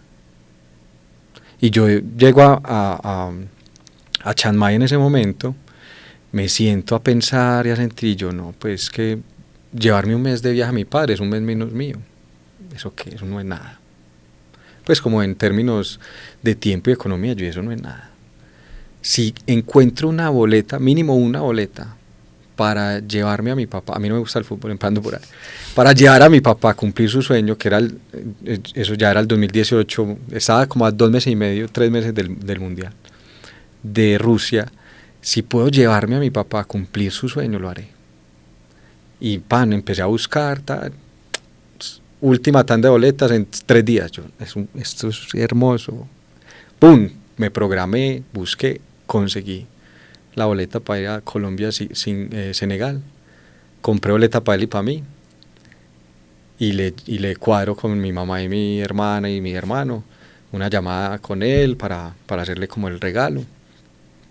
Y le planeamos todo, no sé qué. Cuando les conté a mi mamá, a mi hermana, me ponen a llorar, pues, y tal, no, ¿cómo así? Cuadramos la llamada, no lo podía creer. Al principio, no, porque nunca salió del país, no tenía ni pasaporte, le tenía miedo a los aviones. Y para él fue un choque, como, ¿qué? ¿Rusia? No, yo, padre, no voy ni por el berraco, no, usted va a ir por mí, lo primero que me dice, usted va a ir por mí, yo, padre, no, te pongo viaje especial o pues como que te acompañen en el viaje y toda la cosa, pero yo no, yo estoy aquí al lado, nos vemos, yo lo recojo en Rusia, en Moscú. 3 meses convenciéndola, logramos convencerlo. Al principio me dijo, no, regáleme para el álbum de Panini, para las cositas mejor, venda esa boleta. No lo podía creer, no, negado. Ya como a la semana me llama, no, bueno, ¿cómo es eso? Pues, a ver, cuénteme bien. Entonces empezamos el proceso, yo no, hágale, yo empecé a buscar tiquetes, conseguí unos tiquetes súper económicos porque faltaba nada para el Mundial. Yo tenía un tiquete por redimir para volver a Europa con la bicicleta, entonces yo podía redimir ese tiquete. Eso hice, entonces hablé con el pana que me iba a ayudar a comprarlo, lo cambiamos para viajar a un aeropuerto cerca a Moscú, como a 50 kilómetros, yo arbo la bici ahí de una y bajo a Moscú, y empecé a planear todo, y me fui con mi papá 1 mes y 1 semana a Rusia, a cumplir y a vivir todo el Mundial, porque yo dije, si vamos allá, no es a ir a un partido y ya, no, vamos a parcharnos todo el Mundial en Rusia. Estuve con él, lo recogí, bueno, pasaron muchas cosas ahí, pero lo más lindo es que le mostré mi nueva decisión de vida. Y le mostré cómo estaba viviendo yo. Y fuimos a hostales, de hecho hicimos couchsurfing y todo, porque pasaban muchas cosas ahí. ¿Cómo hicieron? Yo volé con la bici, entonces pues ya llegué, desarmé bici, compré una maletica que venden así como un forrito, pum, para el avión, llegué yo a Moscú al aeropuerto, literal me bajé del avión, reclamé todo, la armé ahí afuera del aeropuerto, armé bici y para Moscú en bicicleta. Yo llegué en bicicleta pedaleando a Moscú. Ya no me daba el tiempo, pues como para seguir ruta y era imposible porque yo ya estaba en el sur de Tailandia. Entonces yo dije, no, la única es comprar un vuelo, yo también, llegar allá días antes, como para tener todo organizado. Había buscado un Airbnb, como bueno, es de pronto lo más bien como para mi papá, para no llevarlo a un hostal y no sé qué. Entonces busqué un Airbnb y armé la bici y llegué a Moscú pedaleando. Y ahí pasaron muchas cosas, pues por suerte en la ruta un amigo me había contactado con un pana ruso que vivía en Moscú, me dijo, parce, si lo necesitas, ese man es un bello, te va a ayudar con lo que sea. Fue el ángel de la guarda, literal, poniéndolo en términos de mi padre, que nos ayudó en muchas cosas ahí, nos ayudó a buscar couchsurfing, encontramos couch, Él no sabía qué estaba pasando, ¿cierto? Yo, no, vamos a ir donde una amiga, no sé qué, nos va a recibir, de una, cuando llegamos, ya es... Ay, no, Al segundo día le conté yo, padre, vea, yo a padre no lo conozco, lo conocí el mismo día que tú. Y le empecé a contar toda la historia detrás, mira, ¿cómo así? Y Eso entonces aquí existe. la gente, eso existe, y entonces la gente, usted recibe a alguien ahí que no conoce, y yo, sí, para que vea. Y si le robamos, y yo, pa, ¿usted le va a robar? Yo no le voy a robar. ¿Usted le va a robar? No, no comete ocurrentes, yo entonces no piense esas cosas. De eso se trata, ¿cierto? De la confianza y que saber que nosotros no le vamos a hacer nada y ellos tampoco nos van a hacer nada a nosotros. Y esto pasa y lo he hecho en muchas partes del mundo. Entonces le empecé a mostrar esas profundidades de mi vida y de las otras formas de vivir y de poder pasar una cebra y venir un bus y que te pare y él, no, te va a pisar, no, hágale padre, que eso aquí no pasa nada. Entonces empezamos a ver muchas cosas. Y pues obviamente cumplir su sueño. Ese man era un niño chiquito, no, allá me muero. en Rusia, con todo, porque para él todo era una novedad, la arquitectura, lo que estaba sucediendo con el Mundial, cumpleaños, el día de la inauguración del Mundial de Fútbol, o sea, eso era muy, o sea, para mí fue como, ay, pucha, gracias, Micelio, increíble, y la sabiduría que tenemos y que no hemos conectado con ella, porque ahí está, yo siento que ahí hay una profundidad muy bella y hay algo muy especial, y lo agradeceré toda mi vida y siempre me acompañarán los honguitos, porque para mí fue como, vea, ahí está, hágale, llévelo. Y sucedió y pasamos, de los meses más increíbles de mi viaje fue con mi papá, porque también sanó muchas cosas con él, sanamos muchas cosas juntos. Y ahí al final del viaje me dijo, hijo, hágale a sus sueños, siga con eso, porque ya habíamos empezado Colombia Inspira en Instagram y contando historias y cosas, entonces fue como, hágale, de una, o sea, ¿qué es esto tan hermoso? Y gracias por este regalo, ese man no lo podía creer, todavía habla de él. Ay, no. Todavía habla de eso, viajar por primera vez en un tren así a larga distancia, en un tren cama, y lo que sucedió en el Mundial, que fue increíble, con toda la gente, nunca nos pasó nada mal, pues, o sea, fue hermoso, y como la confidencialidad de la humanidad ahí junta, y lo latino, complicidad. y esa complicidad tan impresionante. No, eso fue increíble. Salimos en televisión, nos entrevistaron porque había algo como cómo llegan los colombianos a Rusia, y claro, conocieron la historia. Él conocía a todos los presentadores de deportes y tal, entonces les iba a hablar el stop entero, qué más, que no sé, mucho gusto, que te sigo y bla, bla, bla. Y alguien, pues como en una de esas conversaciones, porque cuando fuimos a Samara, estaba al lado, en el hotel del lado, estaba la Selección Colombia, y él se enteró, como que alguien le dijo, que ahí está la selección, vamos, y nos fuimos para allá, y ahí estaban todos los periodistas, las periodistas y tal, y terminamos saliendo en una nota en televisión, porque claro, como esa historia de cómo llega mi padre y lo que había pasado, y yo en bicicleta para llegar a Rusia con él. Entonces empezaron a pasar muchas cosas muy, muy increíbles, y ese viaje fue sanador. Ese mes fue de las cosas más hermosas para mi padre, cumplir su sueño más grande, el sueño más grande de su vida, y para mí desde otro lugar también, como de acompañarlo en su viaje, en su sueño. En serio que era loquísimo ese man. Un gol de Colombia, eso terminaba colgado en alguien, y yo, ¿usted qué está haciendo por allá? Él se Moscú, devuelve. pues como que ya ahí digo, bueno, ¿qué hago? Sí, como que cambió todo mi viaje, nada de lo planeado al final es lo que es, entonces como que yo dije, bueno, ya esto cambió, ¿qué hago? Me están invitando amigas y amigos a Alemania y a partes de Europa. Y dije, pues tengo 3 meses, me voy para Europa, encontré un vuelo regalado a Berlín, entonces vuelo a Berlín, armo la bici, ya sigo ahí la ruta en parte de Europa, y hice ruta hacia Dinamarca, República Checa, mucho del sur de Alemania, y en ese momento decidí dejar la bici, ahí que ya eran como 9 meses más o menos de viaje, ahí decidí dejar la bicicleta. En el sur de Alemania. En Stuttgart, sí, donde un amigo de la universidad que me dice, pues déjala y guarda aquí, porque me invitaron unas amigas a Suiza, y era como, bueno, después me invitaron a Menorca, el amigo mío, entonces como que ya eran saltos muy largos y no tenía mucho tiempo tampoco para estar en bici en Europa. Entonces digo, bueno, bajar la bici, cojo mochila, eso hice, como que también la libertad de poder decidir en el viaje y de hacer lo que también quiero hacer. Entonces me hago esa, dejo todo ahí, cojo un morral, mochila y arranco hasta el sur. De hecho caigo a Sevilla donde Caro, la visito por allá, estuve en Mallorca, Menorca, Madrid, bueno, como que hago una ruta ahí en España muy bacana. Y ahí estaba ya en un dilema de qué hacer, si regreso a Sudamérica o no. Entonces iba a ser mi cumpleaños, el 19 de octubre, se me vencía la visa el 17. Entonces yo decía, ¿qué hago? ¿Me voy a celebrar cumpleaños a Colombia o me voy a celebrar a dónde? Y me escribe Pavel, el amigo de Rusia, en esos días. Y me dice, ¿dónde estás? ¿Por qué no volvés? Que no sé qué. Y me invita otra vez a Rusia. Y yo digo, va. Me volví para Moscú en octubre. Y de ahí digo, pues voy a cumplir lo que quería hacer también. Entonces yo quería hacer, y que de hecho quiero hacerlo en algún momento, la ruta de la seda. Entonces cojo el transiberiano desde Moscú hasta la frontera con Mongolia. Y ahí pues me quedo unas semanas ahí en Moscú. Y parcho pues con los amigos y ahí celebré mi cumpleaños hermoso, pues como muy tradicional ahí con la gente rusa. Y de ahí cojo tren y me voy hasta la frontera con Mongolia, al lago Baikal, que quería explorarlo también porque era como un lugar chamánico muy importante en el mundo para todos los chamanes, pues como esa zona de Asia y de Mongolia y de Rusia, de la estepa.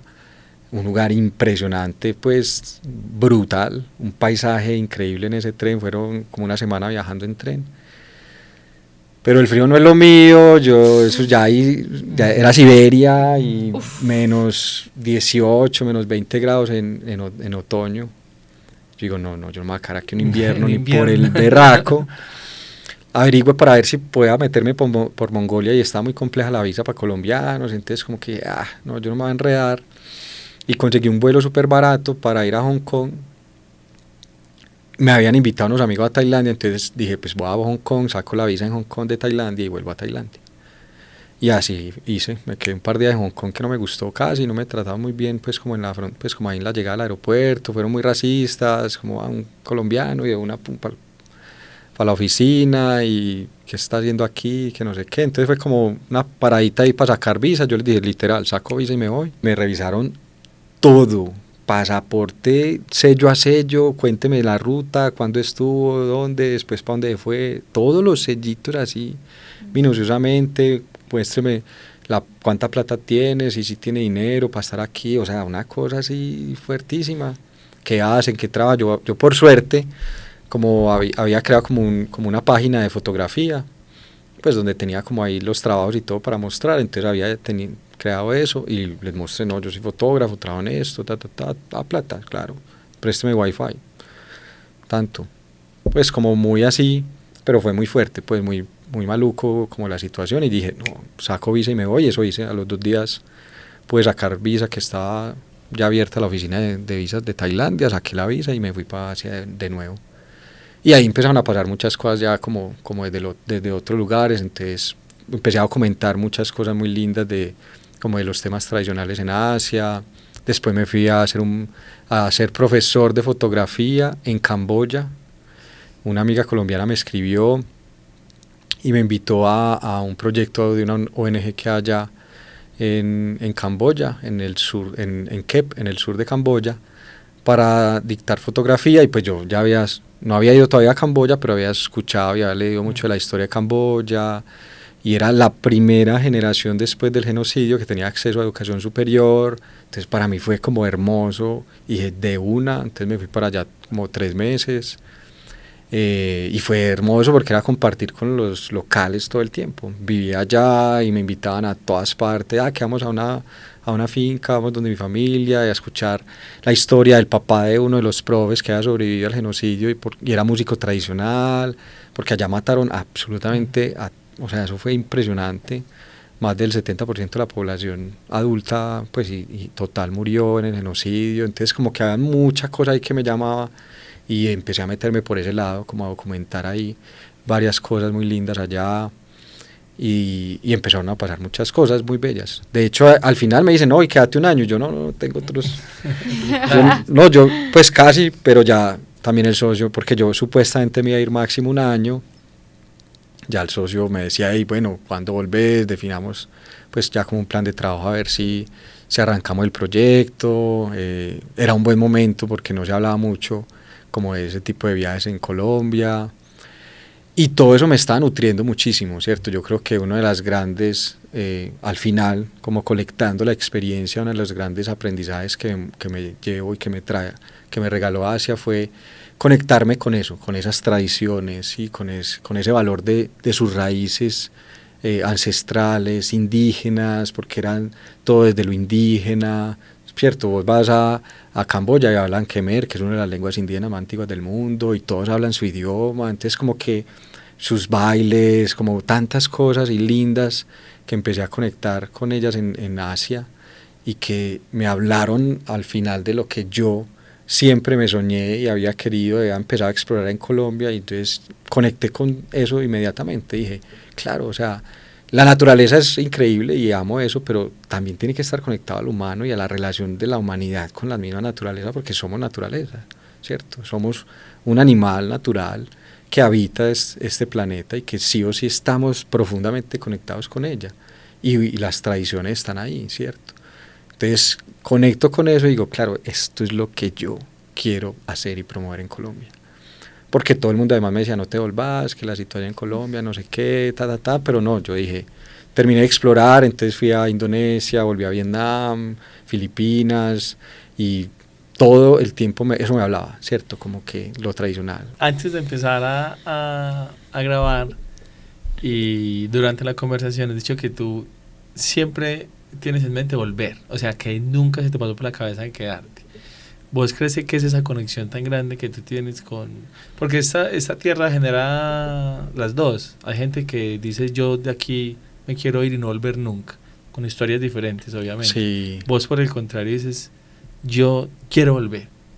¿Qué es esa conexión? ¿Qué crees que sea? Ve, hay algo que he conocido en las comunidades indígenas, y es muchas de ellas, cuando nace alguien, siembran la placenta y el cordón umbilical en la tierra, ¿cierto? Porque ellos dicen que estamos conectados a ella, y es como ese tributo también de nuestro nacimiento a la Pachamama.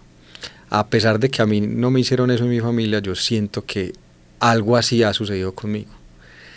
Y yo digo, si yo que nací acá, que por todas las razones que quieras explicar, eligieron mis padres, y elegí yo y eligió mi alma nacer en esta comunidad, en este territorio, y no en ningún otro lugar del planeta,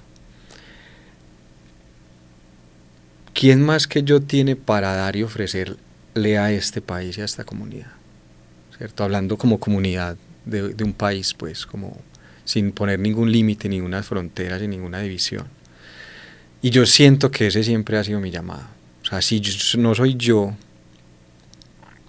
que tengo esa conexión con este lugar desde múltiples formas, ¿quién entonces?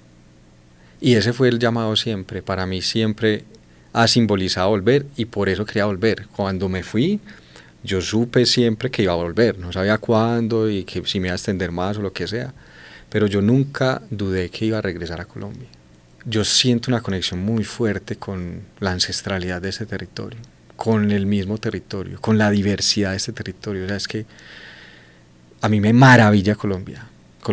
Yo he viajado mucho, he recorrido muchos lugares del mundo y he encontrado muchas bellezas en muchos lugares del mundo, muchas similitudes en muchos lugares, desde lo exótico, desde la naturaleza, desde las comunidades y las tradiciones, desde las frutas, por ejemplo en Asia con tantas frutas similares, pero a mí siempre me llamaba Colombia. A mí siempre me ha llamado el volver. Y el volver desde una manera bonita, pues, como de agradecimiento, de tributo a este lugar, de mostrar lo maravilloso que tenemos en este lugar y que muchas veces no lo hemos querido ver o no lo han querido mostrar ni contar. La historia que siempre nos contaron en Colombia fue desde la conquista, y de ahí para atrás, ¿qué ha pasado acá? O sea, ya hay evidencia en el Chiribiquete de pinturas rupestres de más de 20.000 años. O sea, imagínate las comunidades y la tradición tan increíble que tenemos, y que sí o sí estamos conectados a ella. Y no la conocemos.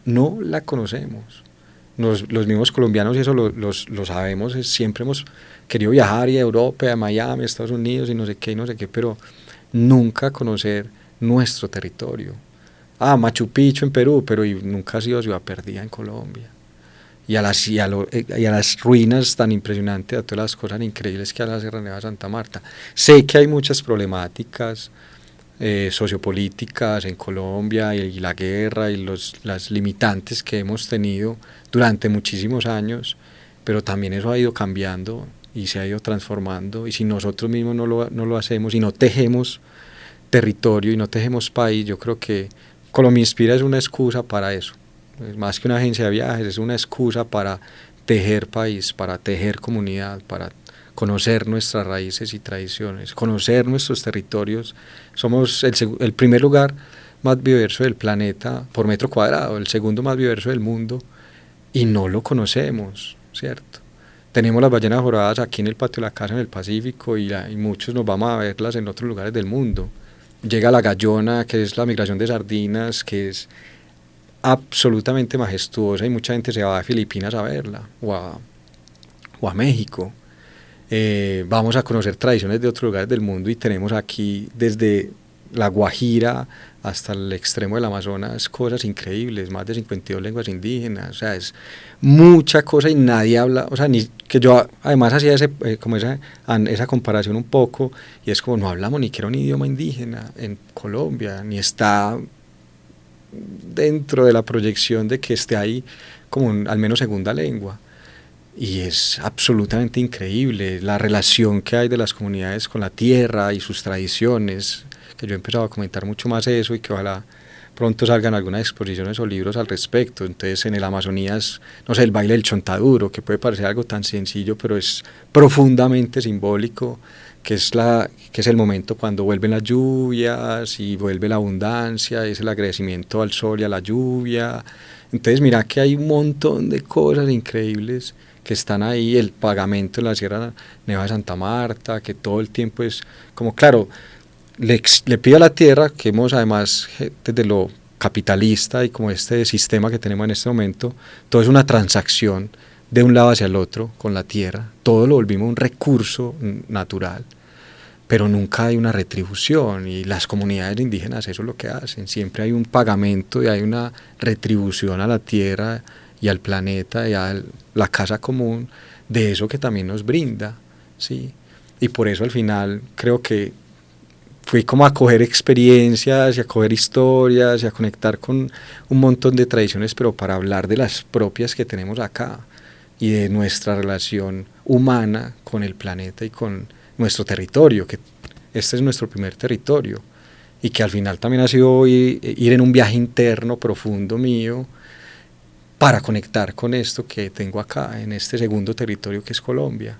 Se los digo, o sea, yo amo Colombia profundamente, me parece un lugar absolutamente, es tan mega diverso en todas sus formas, desde lo humano hasta lo natural, que a veces de pronto genera eso. Hay mucha gente que la repele, y puede que hoy tengamos tantos conflictos por toda esta historia profunda que tenemos desde la conquista también. Fue muy violenta, o sea, como que también desde la historia de la conquista llegó una violencia muy fuerte, y somos hijos de violaciones de españoles a nuestras indígenas, y de ahí venimos, y es algo muy nuevo, o sea, es que fue hace menos de 600 años, y aún estamos sanando todo eso. Yo siento que ese es el camino, ¿cierto? Como que para mí el volver es también aportar esas semillitas, ese amor, esa dulzura, esa sanación de que, venga, sí, eso ha pasado, pero también podemos hablar desde otro lugar, y podemos ponernos en una humanidad compartida, ir a sanar todas esas cosas que aún traemos, sí o sí están ahí, muy presentes en nuestra cotidianidad, en la vida en Colombia y en las ciudades que habitamos. Pero si no empezamos a poner sobre la mesa también esas otras conversaciones y esos otros puntos de vista y esas otras formas de relacionarnos humanamente con la naturaleza y con nuestra naturaleza y con el planeta que habitamos y el país que habitamos, eso no va a cambiar.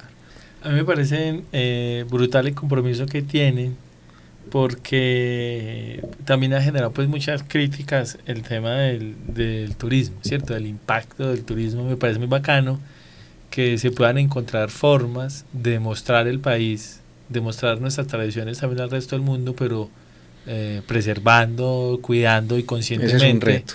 Un reto, porque siempre hay un impacto, ¿cierto? Sí. Casi que donde hay seres humanos habitando hay un impacto con el entorno. Pero es un desafío y apostarle a eso de mitigar el impacto lo mayor posible, porque a veces el turismo lo que genera es, sobre todo en los países de nosotros que no tenemos muchos recursos económicos, el negocio prima sobre el resto. Como desde mi experiencia, quiero hablar desde mi experiencia, yo creo que es fundamental crear a partir de la relación que tienen las comunidades locales cualquier opción que sea en este caso el turismo. O sea, más que cualquier cosa, el turismo es una herramienta, como lo digo, para crear lo que hacemos. Hoy en día se habla de las culturas regenerativas, el turismo regenerativo, que es como la apuesta que tenemos, más que sostener, es regenerar. Creo que ya no estamos en el momento de hablar solo de sostenibilidad, no alcanza. Sino que tenemos que comenzar a regenerar. Y es como la apuesta con pequeñas acciones. Entonces, claro, sabemos cómo se ha desarrollado a nivel mundial el turismo convencional. Lo que nosotros ofrecemos es totalmente diferente, ¿sí? Que es más costoso, que implica otras cosas, total, porque es que el turismo económico y barato es masivo, es de impacto abrasivo y va a deteriorar la relación que tenemos con cada territorio y con las mismas comunidades de los territorios. Pero cuando empezamos a hacerlo desde otro lugar, de una manera más artesanal, nosotros, por ejemplo, nosotros creamos experiencias de una manera artesanal, lenta, ¿cierto? De ir a ver qué es lo que está gestionándose en cada territorio, qué proyecto hay de conservación, ¿sí? En qué podemos apoyar, no ir venga, ¿qué le ayudo? No, ¿qué podemos apoyar desde las iniciativas territoriales en cada uno de los lugares para que eso pueda salir adelante? Entonces ir a generar red, pero con las comunidades que tienen la relación y conocimiento con el territorio. Yo no puedo ir como blanco de Medellín a decir, ustedes necesitan esto. No, ¿qué necesitan ustedes? Y nosotros los podemos apoyar. Y traigo casos puntuales.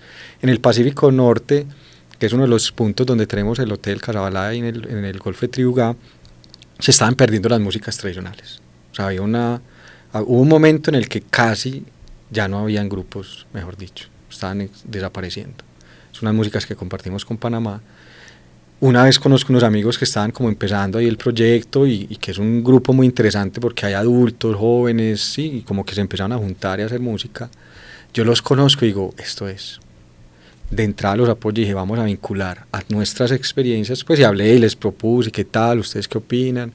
Y no tenían ni idea de cuánto cobrar ni siquiera, entonces empezamos como a armar un portafolio y empezamos a vincular a nuestras experiencias las músicas tradicionales del Pacífico Norte. Eso mismo hicieron un par de amigos, ¿sí? Como que varios dijimos, aquí algo y apoyémoslo, que son esas iniciativas desde el territorio. Y hoy en día, empezó a nacer otra vez, a juntarse otra vez los viejos a hacer música, ¿cierto? Volvió a renacer y a regenerarse en las músicas del Pacífico Norte. Hoy en día ya hay varios grupos que habían existido y que dijeron, claro, hay una posibilidad interesante aquí de volver a tocar nuestras músicas tradicionales, y eso empezó a generar un impacto increíblemente hermoso. Hoy están, Tambacún se llama la agrupación, hoy en este momento están en Estados Unidos en una gira a la lucha y con ayudas y tal, y dijeron, vamos a ir a mostrar nuestras músicas tradicionales. Y empezó a generar algo hermoso, y hoy en día ya hay varios grupos tocando y volvió a sonar las músicas en las fiestas tradicionales, y que ya eso no estaba, ya estaba el vallenato, otras músicas ahí en un equipo, pero empezaron a pasar cosas hermosas. Una vez estamos con un grupo que lo que hacemos es como llevarlos a las casitas o como a lugares así de ellos, y ahí tocamos, y una vez pasaba una señora, una viejita con su bolsita de almuerzo, soltó y entró y empezó a bailar, y ella tocaba tambora y una música, y ya hoy en día vuelve y renace el Festival del Tamborito, por ejemplo, en Nuquí. Entonces son esos pequeños ejemplos que este ritmo del mundo es otro, nosotros haremos a nuestra manera y desde las posibilidades que tenemos daremos nuestro granito de arena y nuestras semillas, pero siento que están pasando cosas, y que además es tejer, pues como que yo uso mucho esa palabra porque es tejer con la comunidad, con el territorio, la naturaleza del territorio, y con las personas que visitan el territorio, y ahí es cuando convergen de manera positiva digamos, los resultados de un turismo diferente. Entonces ya la gente va, nosotros hacemos avistamiento responsable con una fundación, documentamos, hacemos ciencia ciudadana, entonces toda esa información se la compartimos, hablamos, le compartimos a la gente, y no es solo ir a ver ballenas, es visitarlas en su hogar, aprender de ellas, saber de su mundo, y eso te cambia el chip. Vamos y escuchamos con un hidrófono, entonces vinculamos en cada uno de los lugares, desde muchas posibilidades, desde muchas formas y herramientas, para generar un turismo diferente. Hacemos restauración de los bosques, por ejemplo, en este momento estamos sembrando choibá, que es uno de los árboles más importantes de la selva del Pacífico, que está en peligro de extinción, y ha sido hermoso para mí, por ejemplo, porque a mí me encanta sembrar, me encanta la tierra, ha sido algo muy lindo que he encontrado en mi vida, que conecté mucho en Asia cuando empecé a sembrar arroz. Y me he ido hace un año, por ejemplo, me fui con un señor de 67 años que nunca en su vida había sembrado un árbol, y menos un choibá, porque él decía, no, es que a mí eso no me va a tocar. Y desde generar unos diálogos, unas conversaciones desde otro lugar, sí, porque él me decía, no, Licho, usted está loco, pues él al principio me veía loco. No, usted está loco, ¿eso para qué? Eso ya no le va a tocar, es que eso en 50 años va a dar madera, porque lo veía desde la madera.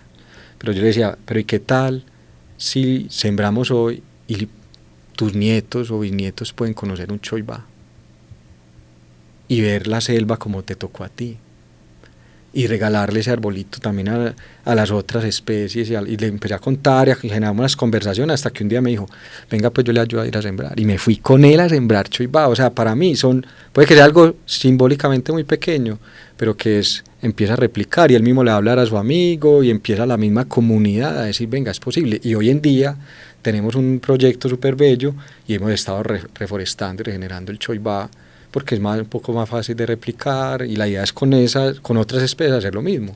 Y ya tenemos una señora que nos da las semillas, y ya llevamos en un festival que se hace en el Pacífico, que se llama Florece, que es como embellecer las comunidades para mejorar la relación de la misma comunidad con el territorio y tal. Entonces llevamos a una comunidad más de 100 choibás y lo sembramos, otra está sembrando mangle, entonces empieza a generar algo maravilloso, profundo, desde la relación territorial de la comunidad, que es la que habita siempre el territorio, con el lugar. Y yo creo que ahí está la verdadera transformación, ¿cierto? No es ir a imponer cosas. ¿En qué lugares, Caliche, ustedes ofrecen experiencias? Nosotros nos hemos ido como a lo extremo, ¿cierto? Como un poco a conocer los lugares extremos, poco conocidos de Colombia, que ha sido un reto porque no es barato, no es barato ni tiquetes, ni operar estos lugares, pero que siento que es como empezar desde los puntos cardinales, a unir, ¿cierto? Como energéticamente a unir el territorio.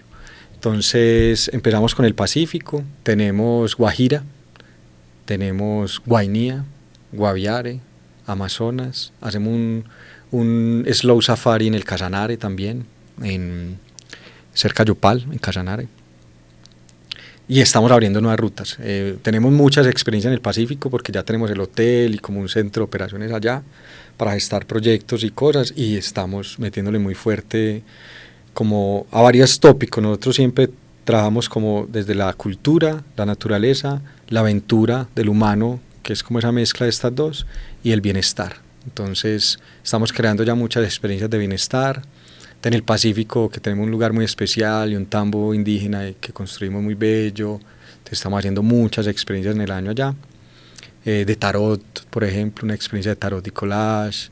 Ya hacemos la de yoga y escritura creativa con Caro. Vamos a tener una de respiración en noviembre. Entonces, como siempre apostándole a esos nuevos temas también de sanación, como de ir hacia adentro y de sanar espiritualmente para sanar con el mundo y con la tierra. La idea es abrir Putumayo y Vaupés para el próximo año. Pues como este país también estuvo tan separado por el tema del conflicto, pues como que las regiones estaban mucho, no tan lejanas en kilómetros, pero sí muy lejanas para poder muy acceder lejanas, a ellos. Entonces, bacano que estén explorando. Eso no me parece alucinante todo, weón. Parece tu papá me pareció una loquísima y eso fue muy bello de Colombia Espíritu también me parece es una apuesta tan hermoso, además que entiendo las dificultades, sí. o sea que nos cuentes eso que hacen en esos lugares, Sí, emprender en Colombia es un difícil. nivel Desafío, claro. y la apuesta también como que salirnos de ese turismo convencional, económico, barato, pero que al final va a ser masivo y que sí o sí trae unos impactos en el territorio. Nosotros, comparado con otra gente que hace de esas formas, somos mucho más costosos. Eso lo tenemos supremamente claro. Pero no vamos a afectar porque detrás de eso, claro, tenemos un montón de apuestas a proyectos y es un 360, al final lo que queremos tener es un 360, entonces pagarle bien a los proyectos de las comunidades, a los operadores, a los aliados en territorio, a nuestros guías, ¿sí? Como que haya un 360 verdadero tema de impacto, entonces nosotros damos un kit de viajes, entonces damos un termo de plástico reciclado, ¿sí? Como que hay un montón de cosas detrás de que hace que sea una experiencia un poco más costosa, digamos en dinero, pero en impacto es otro nivel.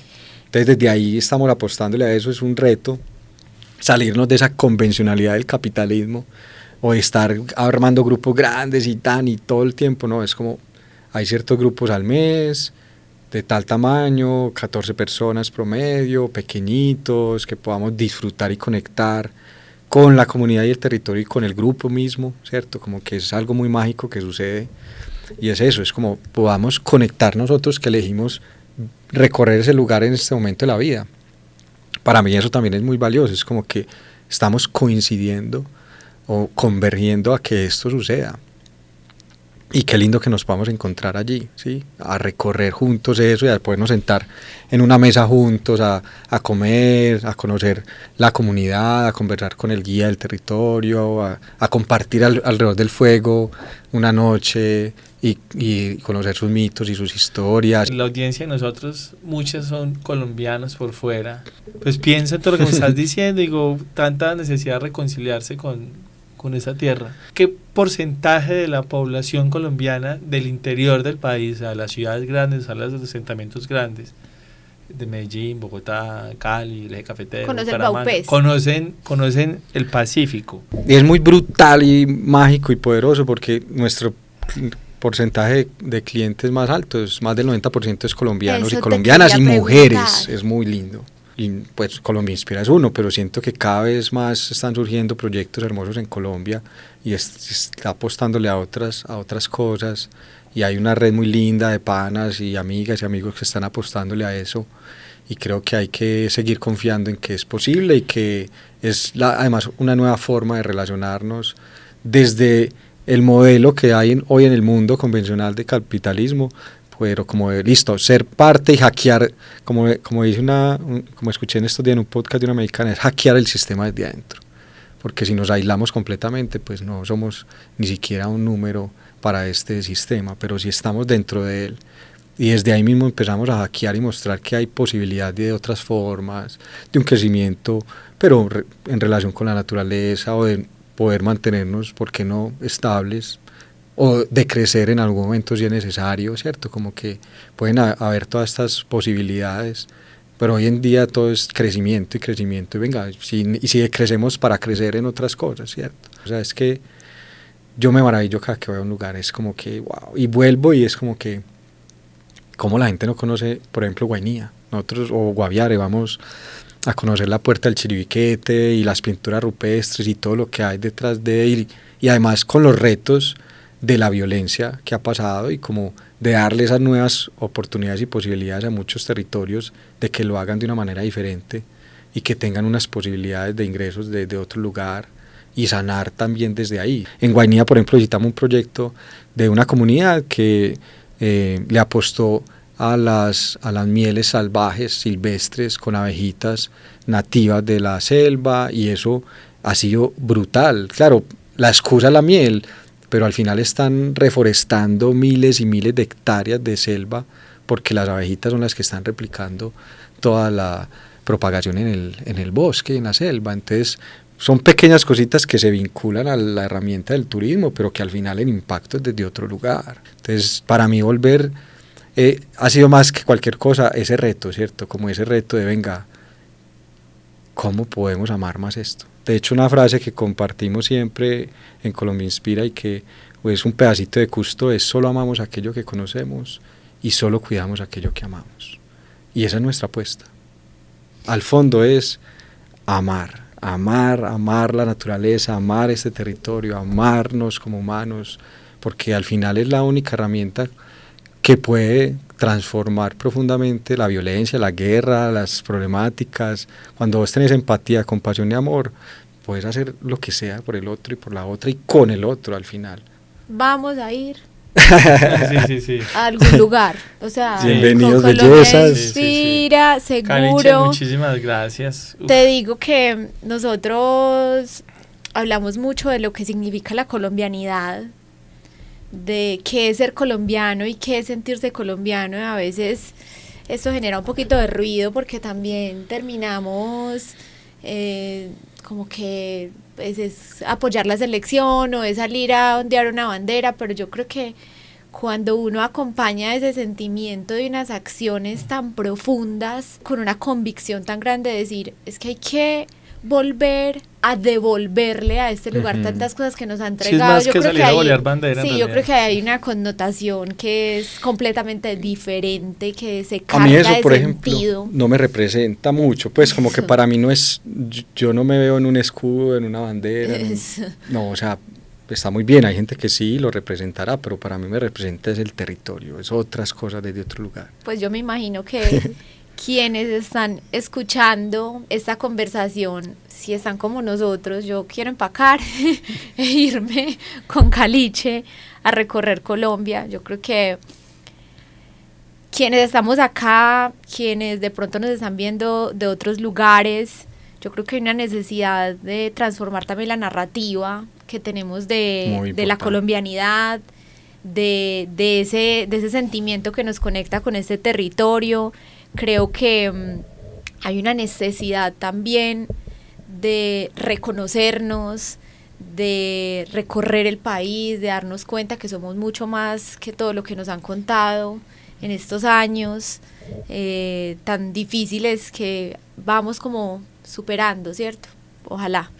Es una invitación que queda abierta. Vamos a compartir las redes de Casa Balae, que es el hotel en el Pacífico, Colombia Inspira, que es donde ustedes también comparten como todas estas experiencias y la gente que de pronto esté interesada también pueda llegar ahí. Mr. Caliche también la mía. De hecho, lo que hacemos, tenemos varias líneas, una como corporativa, una grupal y otra como ya de viajes personalizados que hacemos a la medida cuando la gente no le coincide fechas y todo.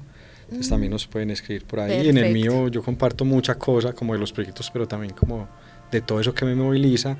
Y quisiera cerrar con esta pequeña fragmento de Robin Wall-Kimmerer que dice: amar la tierra te cambia, te activa para defender, proteger y celebrar. Pero cuando te das cuenta que la tierra te ama recíprocamente, esa relación se convierte en un vínculo sagrado. Mientras trabajamos para sanar la tierra nos sana a nosotros. Robin Wall-Kimmerer. Somos tierra, somos naturaleza, somos pacha. Qué hermosura. Gracias, bellezas. No, Caliche, gracias por la invitación, gracias por sacar el ratico y el espacio, les que estén ahí. Gracias. Qué hermoso que se sigan sabiduría. Generando estas conversaciones tan bellas, tan profundas, desde otros lugares. Lo que decís de cambiar las narrativas, creo que es muy importante, y usar nuestra herramienta que tenemos, que es también el lenguaje. Gracias, gracias Caliche. Por este tiempo, por este espacio, por estas palabras. Con la historia del papá, pues de verdad que se me removió todo. Esperamos que ustedes también hayan disfrutado tanto este episodio. Nos vemos en 8 días. Muchas gracias por estar acá. Gracias. Chao.